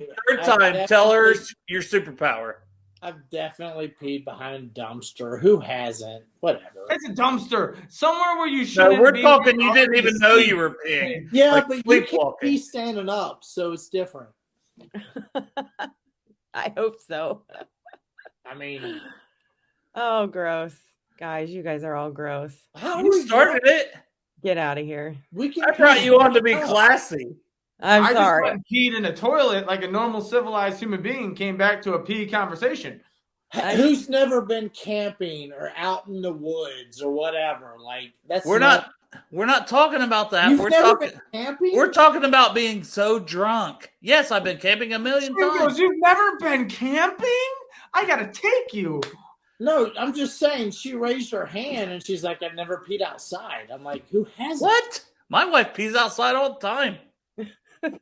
Just throw your wife under the bus real quick. She's way cooler than me, so she's not home yet, so I'm allowed to talk this shit. Plus, we're not Hey, live. Dale, I think I've got to go check on my dog real quick. All right, I'll put you in the background. Give me a thumbs up after you check on your dog. Come back, Shayne. Holy hell! Wait, no, seriously, I literally typed out twice. I was like, "Yo, that was a great conversation. We were going back and forth, talking over each other. It was so sweet." And I typed it, and I'm like, "I'm just gonna back out." Oh no! Message me anytime. That was a blast. I literally was like, I wanted to I talked to Tyler about it, and I was like, "Yo, that conversation was great." And Tyler was like, "Yo, she's good. That was a good conversation." I'm like, "Yeah, I should probably say like that." No, me and you are like this now. Thank you. That means a lot. No, we're cool. Sometimes I'm too much, but sometimes I'm just enough, and I wanted to make sure I was just enough, but not too much. No, we're good. Awesome. So sometimes you're too much. I've decided. Well, yeah, but aren't we all? I was that night. I got so hammered. It was so awful. And then I decided the next day I was going to make a T-shirt that said like Clark Harris got me drunk, and all I have is this lousy T-shirt. And then try to get him to sign it when I go to one of the games. Oh yeah. You got to get a custom-made Clark Harris. He said he'll sign them. Dude. I know. I do need to do that. I have two custom jerseys. I actually want to do. You need to go to DM me and I'll tell you where to go because I just don't don't want to put it out here. Okay. Yeah, I will, because I do. I have 2 custom jerseys I want this year. I was looking at custom jerseys in there, $400, and I was like, I can't do that. And I messaged Clark, and I'm like, I hope you're not mad at me, but I had to get one for like $30 a piece. I bought 2 for me and my wife from somewhere. Yeah. I hope you're not mad at me, but I want the cheap road. Hey, you gotta do what you gotta do, and at least you'll be able to rep them now. Dude, I cleaned out my fridge that night. I didn't even mean to. I had like almost a 30 rack in there, and I was like sitting there, and I was looking back at that episode, and I'm like, what the fuck happened?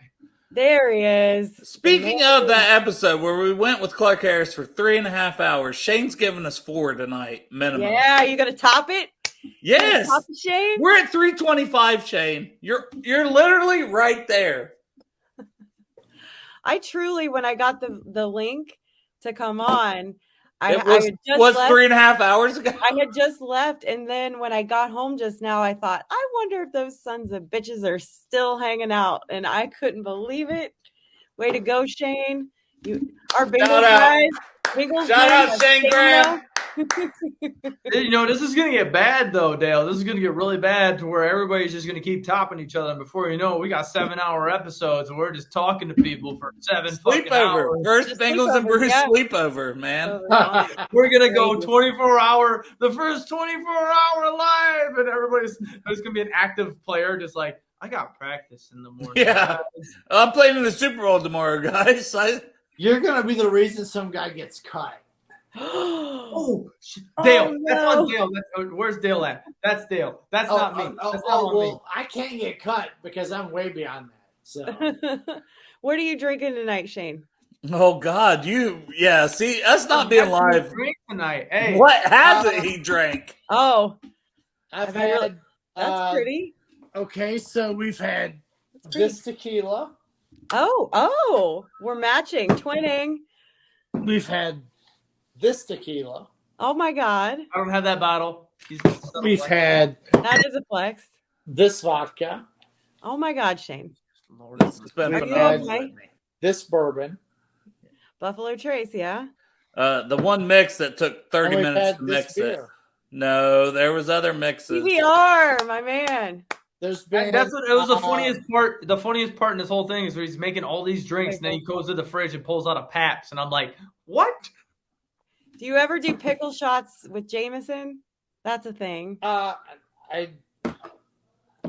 honestly hasn't been a whole lot I haven't drank. So you just started. I got in an hour later, and you guys are talking about stories. And you just started collecting whiskey, bourbon, that kind of nature a year ago. You said. Yeah. So in a year span, what you have displayed right there that has liquid in it, are you a person that saves the bottle, or are you the person that saves what you have and then throws it out? No, I throw out what I've already had. Okay. I didn't know if you were a person that saved the bottle between because I clearly I saved this bottle. You probably, that's not your first bottle of Clase Azul. Oh, here we go. Subtle flex. This is about to be a mega flex. I can feel it coming. I can feel it. What is that bottle right there? I was curious to that. The short bottle right there that looks like Clase Azul. What is that bottle right there? It is Clase. I'm having to do this in reverse. It's so weird.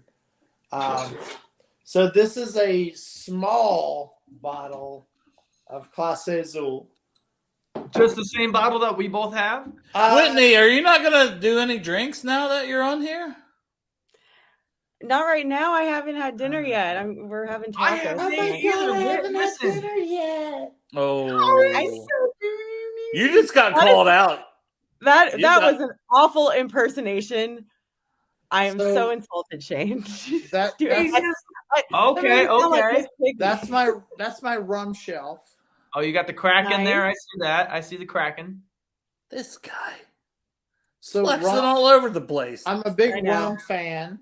And then this is hold on. What's above that shelf? What was above that shelf? So that right there is some kind of trophy. The reverse. Yeah, that's what I was like. Hold on a second. So that is, if you are a Virginia Tech fan or a UVA fan, that is called the Commonwealth Cup. Yeah. The Commonwealth Cup is the trophy between Virginia Tech and UVA. But you literally just got the trophy, or did they like make replicas? I'll be right back, but that's a big flex, and you should be drinking for it right now.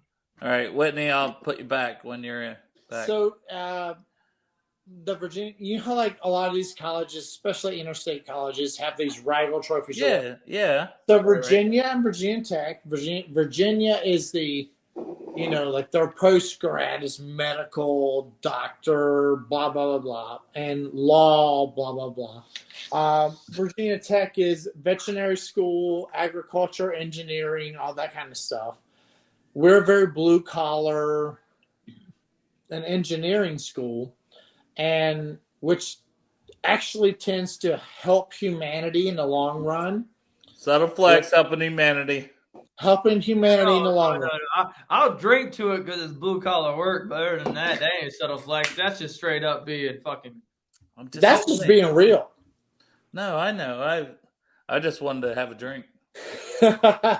But you know, like something I've learned over the years is that, you know what, I understand, like people go through medical school, it's a tough thing, blah blah blah. But I love the blah blah blah he throws. He blah blah blah so much.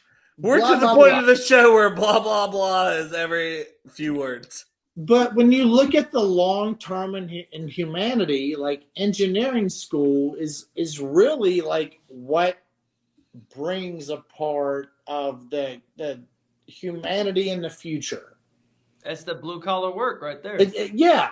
So when you look at long term, does law school truly, and nothing against lawyers, I understand there's a need for it, whatever. Hey, lawyers, fuck you! Continue. Jesus Christ, Dale. Holy hell. I'm just trying to piss off everybody.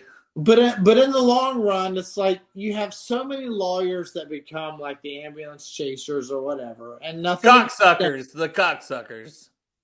Dale, let him talk. I said it. Shit. Continue, Shayne. Dale, are you like the background noise? Like, so Shayne's trying to be proper, and then Dale's the guy behind. It's like the Key and Peele skit where it's like Obama, and then there's angry Obama. So I'm saying what he's thinking. He talks, and then I say what he's actually thinking. Shayne is going so properly, and Dale is just in the back like, I fucking hate them. Fuck them motherfuckers! Shayne, please continue. Dale, shut the fuck up.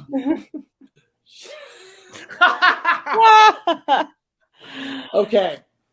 Go on, please, Shayne. So what I'm saying is that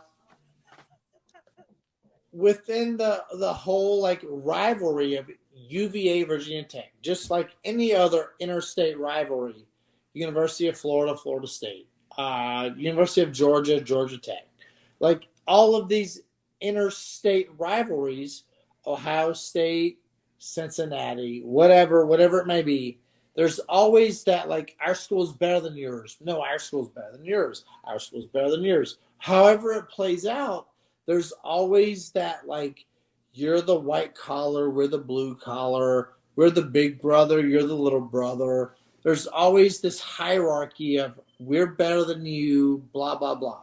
Kind of like Army and Navy kind of deal, kind of that. Yeah, but Army and Navy's different because there's honestly a true sense of honor that plays out with that.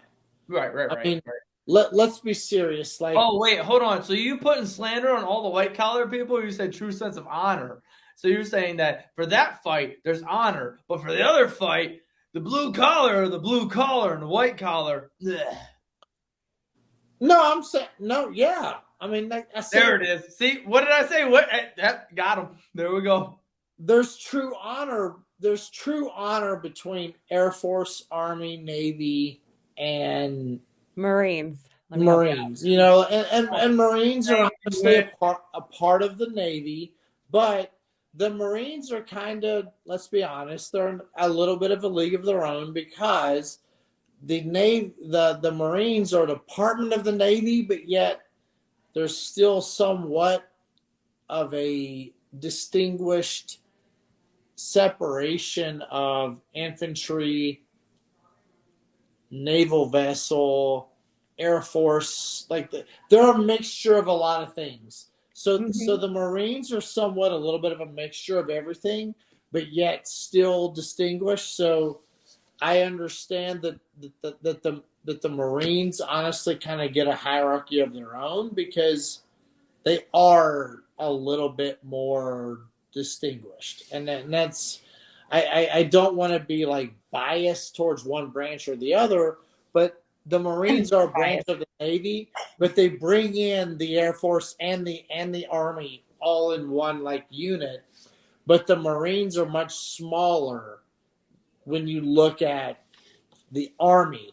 The Army infantry is X amount of people. The Navy, whatever, are this amount of people. The Marines are a smaller group, but yet they're a little more. What the fuck are we talking about right now? I'm just I saying. thought you won a cup. I thought you won a cup. Like that cup, I thought you won it. No. So that cup up there. So this cup. Yes, tell us about the cup. Yes, I just made a comparison. I didn't mean to go into branches of the military. Shayne, my request is tell us about the cup, and then for the rest of the episode, drink from the cup. Holy shit. That's your chalice, sir. So that cup is called the Commonwealth Cup. I'm setting that down on the little stand. Dale comes in. As soon as Dale came in, I knew he was going to be like, what the hell is going on here? There we go. Are you really about to drink out of that? Holy hell. Yes. You might want to clean that out. That's PBR? That's probably not clean. Oh, the amount of fucking, Yes. No way. Shayne. Yes. You're the man. Somebody clip it! Somebody clip it right now! Oh my god! Holy shit! PBR, no less. That is the classiest sip of PBR I have seen in my life. Shayne Graham needs to be locked up immediately. Yes. Hold on! Bottom You up. actually talked him into doing it? Yes. Dale, you need to stop letting your dog outside to pee real quick. No, I wasn't peeing. I was like talking to Cap and just like I'm texting and stuff. Females have not been able to talk guys into doing a lot of stupid shit before. This man is an animal. I thought Clark was an animal. Society. He needs to be locked up and put in a prison. This man is a fucking legend. Yeah, that's legend stuff right there. Dale leaves as soon as she says that. What are you doing, Dale? Shayne, that was a fine moment. You're gonna have to pick that up later, but that's all right. Oh no, I'm picking it up right now. Can't handle it. I fucking love it. Right here. You know what's crazy with that? You commanded you said you got a drink out of that, and I still don't have a drink. You don't have a drink in your hand. That's crazy. No, I'm the sober one. So. Oh, okay. So Shayne, have you done the bourbon trail then? I have not done the bourbon trail. Oh well, then you're no bourbon aficionado yet, sir. I need a. No, I'm a bourbon virgin. Okay, well, it's a bourbon trail. You still live in the Cincinnati area, right? I live in Grand Rapids, Michigan. Shayne, what the hell are you doing? Shayne, stop it! Holy shit, Shayne! Shayne, how do you? Shayne. Holy shit, Shayne! T-shirt. Shayne. Nice. You do yours, Travis. Let's get a Carol of the Bells going on here. Yes. I use my ring because mine's a little lopsided, so it's kind of hard to get. Honestly, you don't even need a ring. It still rings like a bell. No, it's a little lopsided, so when I do it, it just goes like, watch. It'll go. Hold on. I'll see if it does it. Oh, I did it. Hold on. All right, maybe it's just me being stupid sometimes. Sometimes it just makes a fucking dud, and then you look. So this one rings also. That's a different ring. It's got a lower tone. It's probably how much liquid's in it too, right? Oh God! Oh my gosh! No. Oh, you're gonna hate us in the morning. No, he's not, because it's fucking superpower. She has not learned about my superpower yet. Oh, you have a superpower? Yes, he does. Hangovers. What? Oh, nobody likes that type of person. Oh, like I said, my wife literally was impressed for a few months, and then she decided she hated me for it. Yes. Dude, the amount that you just drank in like 5 minutes would have gotten me I would have been hung over right there. 5 minutes, mother. Have you not been paying attention the whole night? Oh, trust me, I have. I've been keeping tabs of you, and I'm like hungover. All right, /hungover/. I'm at like 8 hangovers right now. All right, Shayne. But I'm only 24 too. I'm about to be 25 this year. By the way, we're at 3:39. And this guy's Really? This guy's crazy. Shayne, that was awesome. I love it. So what Shayne wants everyone to know is that he topped Clark Harris. Shout out Shayne Graham. Oh, yeah. So Take a bow, Shayne. Does every Shayne, class take a A bow. bottle have a different yink? Oh, Jesus. Oh, yes. Oh from my the Winners God! Cup. From the Winners Cup. Whoa! My- That is the Winners Cup. Yes, is it he- is. Oh, God. Oh, God. I was cool with this whole thing of no hangovers and such until it just got excessive. And now I'm like, fuck this guy. I'm dead at this moment. And he's over here just fuck, dude. So I gotta put a new ice cube in here. Oh, and you had to show the Oh, ice cube. You didn't have to that's a show the flex. ice cube, Shayne, but you did it anyways. that Congratulations. type of ice. Was ice that a cube subtle flex. flex also? Did you That see is. the ice cube? Look at this ice cube. Oh, and you know what else I noticed, Shayne? You boiled the water before you froze that ice cube. That's why it's so Shayne, serious. So that that's was a double subtle flex. flex. I will jump back on just to subtle flex. Confirm that that's a Dude, flex. you know what? I just realized that Whit reminded me of something that I should be doing that instead of just putting ice cold water in there. I should Yep. boil the water before I put Boil it the in water there. and they come out real clear like that. You know what though? But you can boil water, and it really doesn't make because I've done that. I tried to boil water and pour it in the ice mold, all that kind of stuff. But it really comes down to directional freezing, top to bottom, slow freezing. Really? I don't know if you're a drinker of that nature, but get your Amazon in, get ready. Oh no, get the glasses, get the Amazon cart Tell ready us, to go. Shayne. Taking notes. How do we freeze the perfect ice cube? This is the I already science portion of the episode. Me and Cap already got it in our shopping carts. We're good. It's called. Oh, Lordy, he said good. Sorry, I had a hiccup in the middle of that. What the shit? I love that there's a science segment now. Yes. We just happened T organically. TINANA crystal clear ice ball. That's exactly what I got in my shopping cart. Thank God that's what I did right. Okay, awesome. You did not screw it up, Travis. Nice.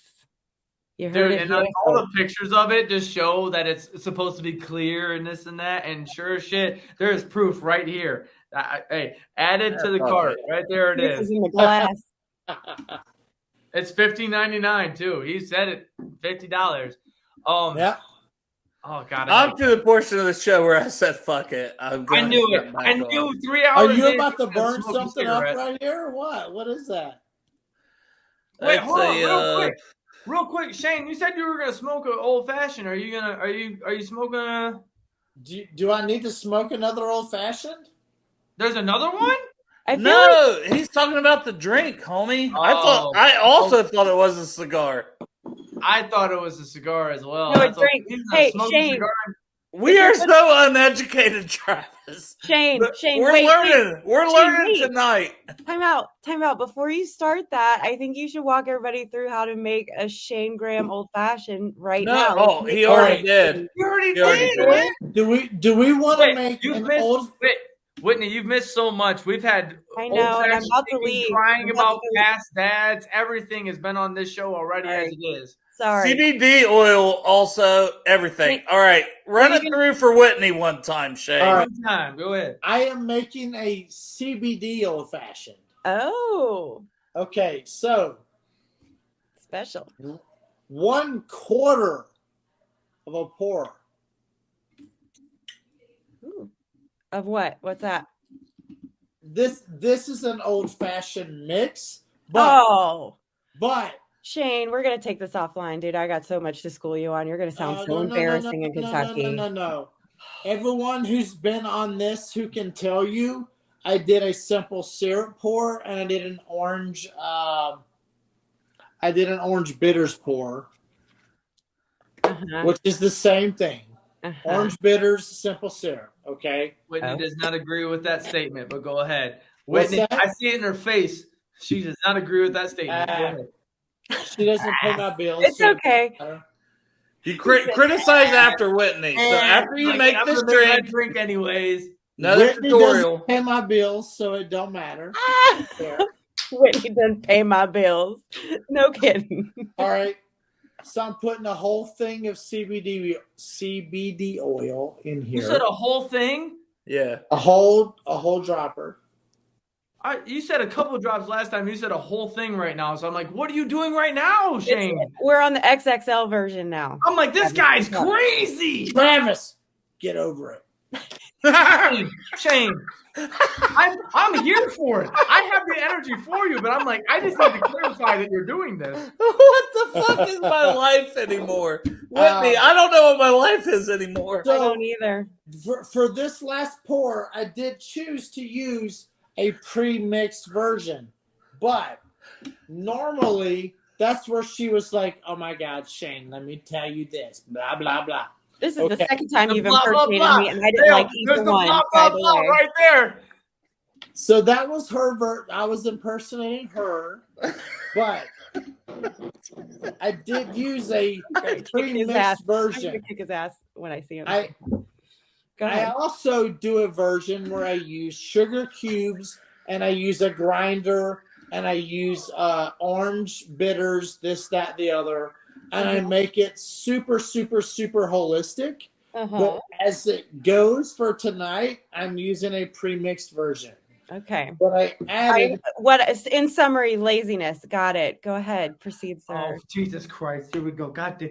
Whitney, I love you. You could have just been with it, but you had to do this. So here we go. Shayne, get her ass. Go ahead. Let's go, Shayne. Shayne, get her ass. Go ahead, Shayne. Please go ahead. Quit looking at me like that. Go ahead. Shayne, I'll take the dog off the leash. Go ahead, Shayne. Go ahead now. Who the fuck invited her? I'm leaving. Bye. No, you're good. Okay, so I did add some hemp oil, which is extremely. We are at 800,000 milligram per serving. So very high serving to this deal. All right, and now because apparently last time I mixed this. When I was completely sober, I forgot to add the bourbon. You almost did. Yeah. I almost forgot to add. But you remembered.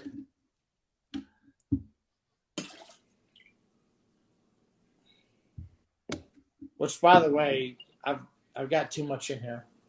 You got to make space.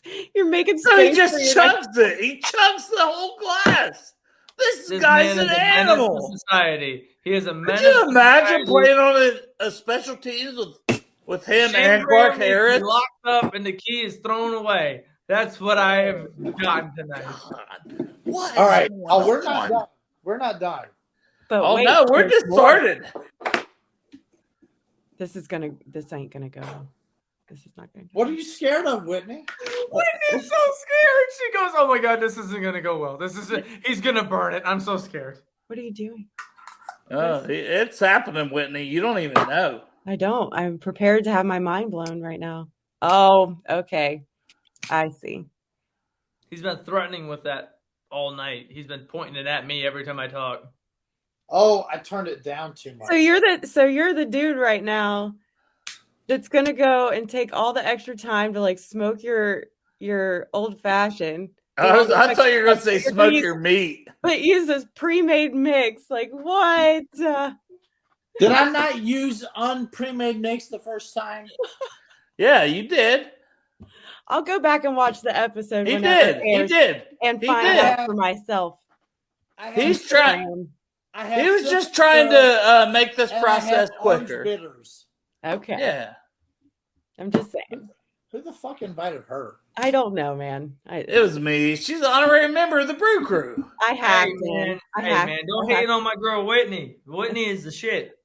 Oh my God! Look at that! Look at that! This guy, he's got the flames going. You're really getting the flavor into that one because last time you barely did it. This time you're setting off a whole ass fucking campfire. I will say, I have not seen that contraption for smoking a cocktail before. That's pretty cool. I have the ice already maker, but I need that one. If you could send that to me, I'd greatly appreciate it. Yeah, that's cool. Oh, this thing is this thing is. Shayne, I hope you just heard me give you. This thing is smoky as hell. Look at that. Oh shit, This guy's a fucking legend. It's still smoky in the glass. This thing's got. I'm over here drinking fucking peanut butter whiskey, screwball, and this guy's drinking. What? Oh, you're doing the orange too? Oh Lord, have mercy. Here we go. All right. Don't cut yourself. Oh God. Oh Lord, have. Oh no. Well, that's what we thought early in the episode. I'm like, he got it, guys. If I was doing this, I would have burnt my garage down and I would have cut a finger off. Like, if it was like, hey, this is a tutorial, and you do it at the same time. You guys are a bunch of fucking rookies. Rookies. I take that with honor because I'm only 24, so I still have some years to catch up to y'all. Well, I'm old as fuck, so I'm not a rookie, but I just drink Miller Lite. I guarantee and I'm Fireball. older than everybody else on this chat. I gotta be honest with you. How old are you now? When you said something about like when I was 44 or something, I was like, "How fucking old are you? You don't look that old at all." That's because he's pickling his Settle Flex for Shayne by Travis. He got his hand with on alcohol. I saw that. Shayne, if you're over 40, god damn, you look good for your age, you sexy motherfucker. Settle Flex for Shayne. Damn, god damn. Did you just flirt with Shayne on the podcast? Is that what happened? I tried. Cheers, Shayne. Hey, here we go. I got cocktail. Well done. I bet that tastes very good, honestly. I'm honestly jealous of this guy because I wish I could wake up without a hangover. Like, that's it. I think the only thing that like takes me away from doing all those steps that he just did is the fact that that's like maybe 4 or 5 like good mouth. Oh, hold on! I still got questions before we go. Holy shit! Dale's bringing up the fucking cards right now. Are you really bringing up the cards right now? 4 hours into this? What you got? Let's go. All right. Are you a Halsey? Are you a Halsey fan? I'm gonna eat tacos. A who fan? Oh, Whitney, you're leaving? Yeah. Oh man, I'll see you tomorrow night. Nice meeting you. That's Shayne. not like being weird. Next thing. That's we're recording another episode tomorrow night. Good. That is. Wait, it's different. Okay. Perfect. Bye. Halsey, the singer. Is this really one of your questions? Yeah, it's on there. Shayne, do you know who Halsey is? Hey. I feel like she's a good-looking girl, but getting this phone call from Jeff Chernobyl. You was on his show yesterday. Which show is more fun? Going on with him or going on with us? Oh no, Shayne. Oh no. Oh no. Tell the fucking truth, Shayne. I had a lot of fun yesterday, but I didn't go. No, you didn't. I didn't go 3, almost 4 hours. 8 minutes away from 4 hours. We're thinking I was going to get the last little drop of Shayne. I didn't know I was allowed to drink. Yeah, we're cornering. Mercy. You're not. Only on this show. We're cornering the market on drunk Bengals people. We're cornering the market. It's a lot of them. We're like number 3 in the NFL for the most drunk fan. Oh, we're coming for that number 1 spot, man. Hey, coming for number 1 stunner. Hey! All right, Frosty Rucker's your best friend. Yep. I watched Ice's show to be like, I don't want to ask him the same shit, but he's your best friend. Give me your best story with Frosty Rucker so I can mark his shit off. Okay, so I can't give you every. I got it. Give me your best story you're willing to tell. Or funniest or a fun moment, or I don't give a fuck. Whatever. You do whatever. it's 4 hours into this, Shayne. Have some fun. So Frosty was a rookie when I met him, and we just connected. It's hard to explain. We just connected. We're both on the same social plane, and I kind of like made sure that like this guy knew like, hey, you're a draft pick. You're going to be a guy who's going to make the team. How do I connect with you in a way that's not just about being a player? Shout out Frosty Rucker, 3rd round draft pick from USC. Yeah. Continue. Since you interrupted him, I want to let it be known, Dale, you look fucking ridiculous with glasses on top of your hoodie and whatever else you got contraption going on now. You've gotten to another level of Dale, and it is. I've got my headphones on, and is it fucking cold? No. You just look wild right now since when I first got on here. I'm like, this shows the evolution of what we've gotten here to where Dale was cool, and now Dale's just like. All right, so Shayne, Travis is the new guy. Before you continue this Frosty Rucker story, Travis is the new guy. He doesn't understand how fucking nuts I am. Like I'm not nuts like crazy, but a little bit. We'll get there. My day job's a teacher, and I love talking Bengals, and I love to fucking have some drinks in the evening. So, well, Dale, yeah, we're interviewing Shayne Graham. So why don't Shayne continue with his story? Why don't Shayne Graham interview me? Well, hey, what was that? What was that? That little backwards. Sorry, I didn't train in all the things you guys did. Fuck. No, fuck. Shayne, go ahead. Tell me what you think about this. What the hell is that? That was my beer can interview microphone. So what I was about to say was that so Frosty and I became really good friends, and he was the best man at my wedding. Like we experienced so many things together, but I remember my first beer. This guy's crazy. Dale, I gotta ask you. I'm gonna mute myself. Continue with his story, please. Okay, so Dale muted himself. He's good. There we go. Thank you. Shayne, continue with your story.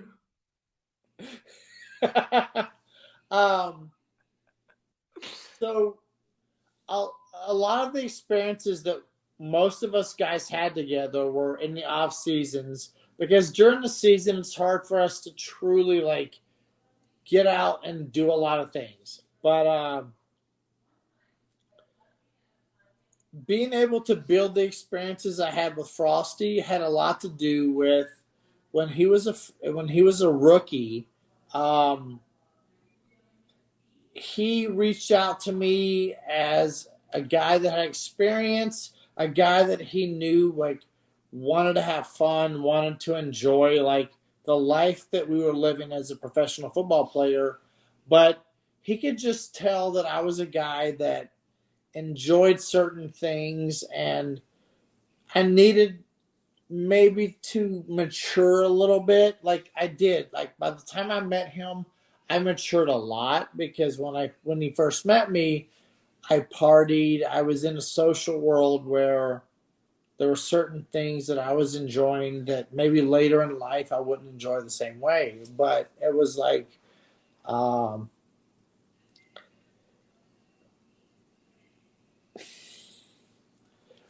when we hung out, we enjoyed certain things with partying or whatever, but it was like, by the time we matured to understand certain things, we knew that there were responsibilities that came involved with all these things that we dealt with. And a lot of guys that make it as rookies, or especially high drafted rookies or high drafted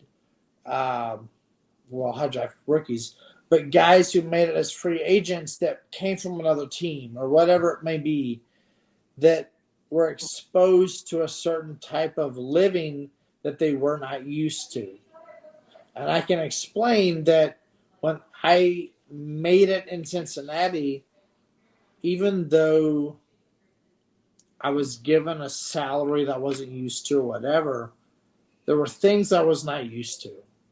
And when you're younger or you're middle-aged or however it may be, like you're exposed to things when you don't have the experience to deal with it. And that's a tough thing to understand, because understanding and realizing certain things at 22, 23, 24, 25, whatever year. You're basically meaning my age? Is it understanding those at my age? Is that what you mean? Yes. Those that you're 25? I'm about to be 25 next month in June. Okay, holy shit. Well, there you go. So you understand things that happen to you at this age, but the realism is that it happens to you at an age when your expected income is at this percentage or whatever. And I struggled to get into the NFL, so like my entry level NFL level was low compared to other NFL guys. So a lot of NFL guys are like, I got drafted, I got this bonus, I got this, I got that. And I'm like, well, I didn't get shit. I actually had to pay for this, had to pay for that. So I feel that. I was only in college, but I was one of the last in college because of my grades. Like we mentioned earlier, I didn't focus on grades. I realized how important they were, and so like when I got into my scholarship, because I legit could have probably went. And this isn't a subtle flex. This is me working my ass off because I didn't have gifted talent. I probably could have went D2, maybe D1 for baseball if I really had the grades for it. But I went. I didn't have the grades, so they didn't trust me. They didn't trust that I was going to be eligible. So they were like, yo, like, we're going to give you like a bottom dollar scholarship, but other than that, you're going to be good and golden. So like, I can understand that from you, but mine was only like, yours was like up here. Mine was right here. Mine was like the beginning of the steps of it all, maybe the beginning. Yours was all the way up here. Yeah. I completely understand what you're at with that. But honestly, it's like the level of like realizing how things pan out is so weird because sorry, my dog's down here. You realize like there are so many people that things could work out for, and there are so many people that things won't ever work out for. And you don't want to look at yourself as, I truly know I'm going to be one of those people it's going to happen to, or I truly want to look at myself as one of those people that it will never happen to. And the spectrum of I feel like I have a chance versus I have a chance is so wide, and it's a crazy like spectrum to be in, because when I was in college, I just truly felt like things are going to work out. I'm going to make it in the NFL. I'm going to be a superstar. But what college football player doesn't feel that way, you know? Like right. Who doesn't feel that way? Yeah, exactly. Yeah, 100%. And when it ended up like I didn't get drafted, things didn't go the way I wanted, it's like, oh shit. I don't have this huge sign-in bonus. I don't have this salary. I don't have this like world I thought I was going to make it in. I realized I fell into this world of not just a few players, but like 90% of guys who played in college football. And it's a huge world you live in, because you realize like the percentage of guys who make it into high school and who make it into like big time college football is very small. Yep. And all of a sudden you start realizing like freshman year, sophomore year, junior year, senior year, holy shit, it's even smaller for professional football players. Yeah. And then, well, I feel like you would know that better than anybody with like all the different like, you know, cities you had to travel to and stuff like that, and Did you ever feel security at any point in your career? Never. And that sucks, you know? Yeah. Like here you are in the NFL, and it's like, man, you know, I'm good. I'm in the Pro Bowl.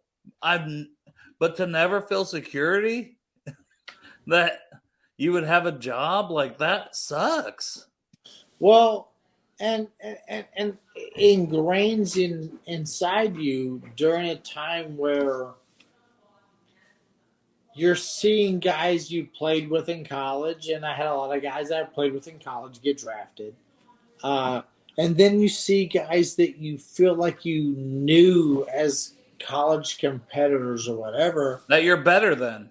That get drafted that you're better than, or get signed that you're better than. And you're like, how the fuck is this happening? Yeah. You know, and I'm not trying to use language, but it's like, no, you can't help but be salty as that, like anybody would in any profession. Like, yeah. And you're like, how the hell did this happen? And then all of a sudden, like, you see these other people like going in these directions and this and that. And when it finally works out for you, you're like, okay, I've got to keep it humble because I knew things didn't go the way I thought they were going to go, blah, blah, blah. And then when they do happen, you're like, this is awesome. This is amazing. I never imagined this when I was growing up because I didn't know what it would be like. Yeah. But then when it happens, you have to be like, you have to refocus. You have to be like, okay, I have to imagine that other people have experienced this. It's been really cool. How do I keep myself on a competitive edge to be in a place where I don't take this for granted and I don't let this fall away from me? Because I've, for so many years, especially the past 4 or 5 years, I have made this unimaginable dream. How do I keep this something that I have to keep at a certain level to enjoy it or to reap the benefits of the fruit or whatever? Like, yeah, for all your hard work and your 15 years in the NFL, like, what do I do now? You know, like, and how do I continue this? And I honestly think, like, I don't know, man. I hope to see you in that Ring of Honor one day as a Bengals fan because I don't honestly, like, I don't expect that for it. It'd be great to have. I know, but and not I know for a long, long time because you've got your Jim Breach, your Doug Pelfreys. You've got so many guys before me that deserve it more than me. I don't expect anything like that. But I do feel like you're deserving of it, and you were like when you were early in your career and such, like when you were here with the Bengals, like you were most accurate kicker, all pro, like. And I think people forget that because it's just like, oh, it ended on a sour note. Well, guess what? Most things in life end on a fucking sour note. You know? If I'm being honest, like most things in life. One thing we learned too, with that whole thing being as is that like last guest we had, Clark Harris, he mentioned that it wasn't only until maybe a couple of years ago where like special teams was actually valued. And special teams is actually something where, like, you realize that there's actually points being put on the scoreboard outside of, you know, a touchdown, a pass down the sideline, this and that. There's actually that extra point. There's those 3 field goal kickers were just like, all right, go in there and kick the fucking field goal. Get it. Yeah. You know, like long snappers and holders and punters that you're only talked about when shit went bad for a long time. And with that, it's like, and I appreciate what Shayne just said with that, where he's like, there's multiple people that earn it more than me. It's like back then, there was like, if Shayne played right now to where the stats where he had right now, there'd be a completely different light underneath of him. But at the moment, at the time that he was at, you had the people that you had and the televisation and the football game that it was a completely different game than it is now. So hearing that from Shayne's voice was just like, that was reassuring. It's like he understands where he's at humbly himself. He knows who he is. He knows who he's been. He's done fucking phenomenally everything. And that's why, like, before, like, I don't know, are you guys about ready to wrap it up? I want to put this back on here at the bottom for anybody interested. Are you guys lightweights or what? You're still ready to go? You want to go another hour? Like, you've already topped Clark. I'm in no hurry, bro. All right. I'll invite a couple. I'll go out and check on my dog, and I'll invite another person or two in. Just so you know, you're gonna make this hard to top. No one's gonna top this one. Just so you know, my dog has come to me a couple times, but I've never checked on my dog. You did once. Oh wait, did I? Yeah, you said you had to check on your dog, and I was like, "I'll put you in the background. I'll put you in the background." But we did have a dude. We did have a dude whose show you were on yesterday who came on our show, and he had his earbuds in, and he forgot. Like, he just said, "I'll be back in a minute," and he didn't tell anybody, so we didn't put him in the background. He fucking pissed, and we all heard it. He pissed it's on podcast form, it's on Twitter, it's on Facebook. I'm like, oh man, this man just straight up pissed. Pissed on there. Let's be real. Fuck it. We all know we all do it. It ain't nothing surprising. No, I know, but that's why we go check on our dogs. I'll be right back. I love it.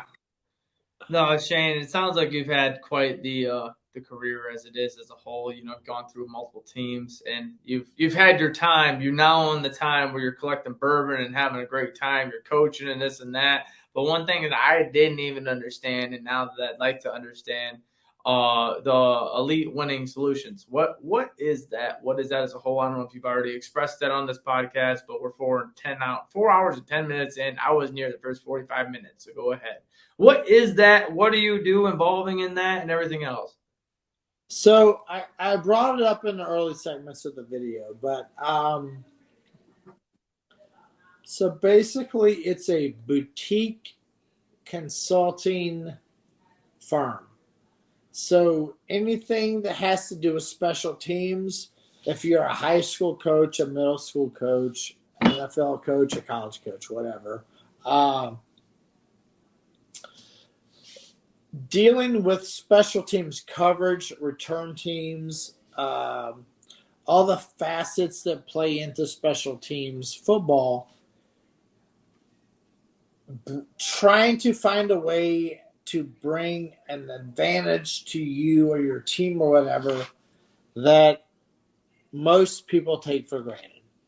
And, you know, you're catching me kind of at a weak point because I'm drinking or whatever, but when you're looking at the aspect of that game, it's very important, and most people don't understand that. And when you look at most players that make it in the NFL, most players who make it in the NFL don't make it because they're the best wide receiver or the best linebacker or the best defensive lineman or the best blah, blah, blah, tight end, whatever. It's hard-ass work and training. It's a lot of hard-ass work, but it turns into unselfishness. And how many guys are unselfish enough to say, I want to be your PP on punt. I want to be your gunner on punt team. I want to be this on punt team. I want to be the... That's how we started the episode even, you know. We were talking about the more value, special teams, the more value you can bring to a team. That's what will make you stick. Like, because you're not just going to do kicking and stuff, you know, with the elite solutions. You're not just going to do the kicking stuff. You're here to give advice to everybody because you lived it. You in 15-year NFL vet. Shout out Shayne Graham.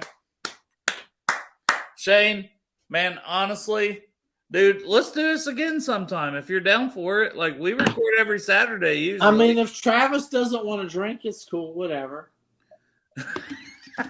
Okay. All right. I still got half ice cube with my unclear ball right here. That's for sure.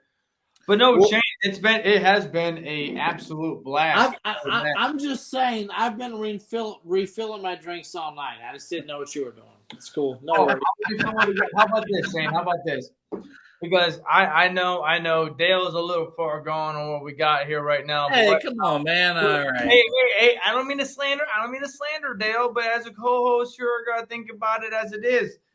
We've got 4 hours and 13 minutes right now to where we're either gonna have to cut this to 2 or to 4 right now. You're right. I'd love to chit chat with you even after the show. Here we go. But I want to pour. I don't have any Clase Azul, and I know you've already taken it down from the bottle, but I want to cheers to you. If you would grab that bottle real quick. Dale, you don't have anything on you at all, right now? Fireball. I still got a little fireball. You got a little bit of fireball right there as it is. All right. Hey, Shayne. 4 hours and 15 minutes. Shayne, no guest can top that. Like, Shayne, you beat Clark Harris. Don't drink it yet, Shayne. Calm down, Shayne. Hey, everybody, it's 4 hours and 15 minutes into this podcast. We have a new record on Bengals and Brews podcast. Next person to beat it, who knows? But Shayne Graham right now holds the record, most certainly. Shayne, in the time that I've had, it's an absolute honor. Tell everybody where they can find you on social media and everything in that nature, man. Where can they find you on social media? I can do that at Shayne Graham 17 on Twitter. And if you're interested in learning more about his training sessions and Elite Winning Solutions, send him a DM or email at Shayne@EliteWinningsolutions.com. It is Shayne@EliteWinningsolutions.com. That's what Shayne. Hey, it has been an absolute fucking honor talking to you as a fellow Ginger, and an honor. I can't say that word. Yeah, you don't. That's disrespectful. Oh, he's drinking away. There we go. Hey, cheers. Salute. Hoot day, man. Love you guys, man. This has been awesome. Hoot day, brother. It's been an absolute great time, man. Let's do it again. Yep. Play that goddamn video, baby. Shayne, if you're down to do it again, I'm down to do it again. Oh, my God. The man's still chugging. This is fucking – the man.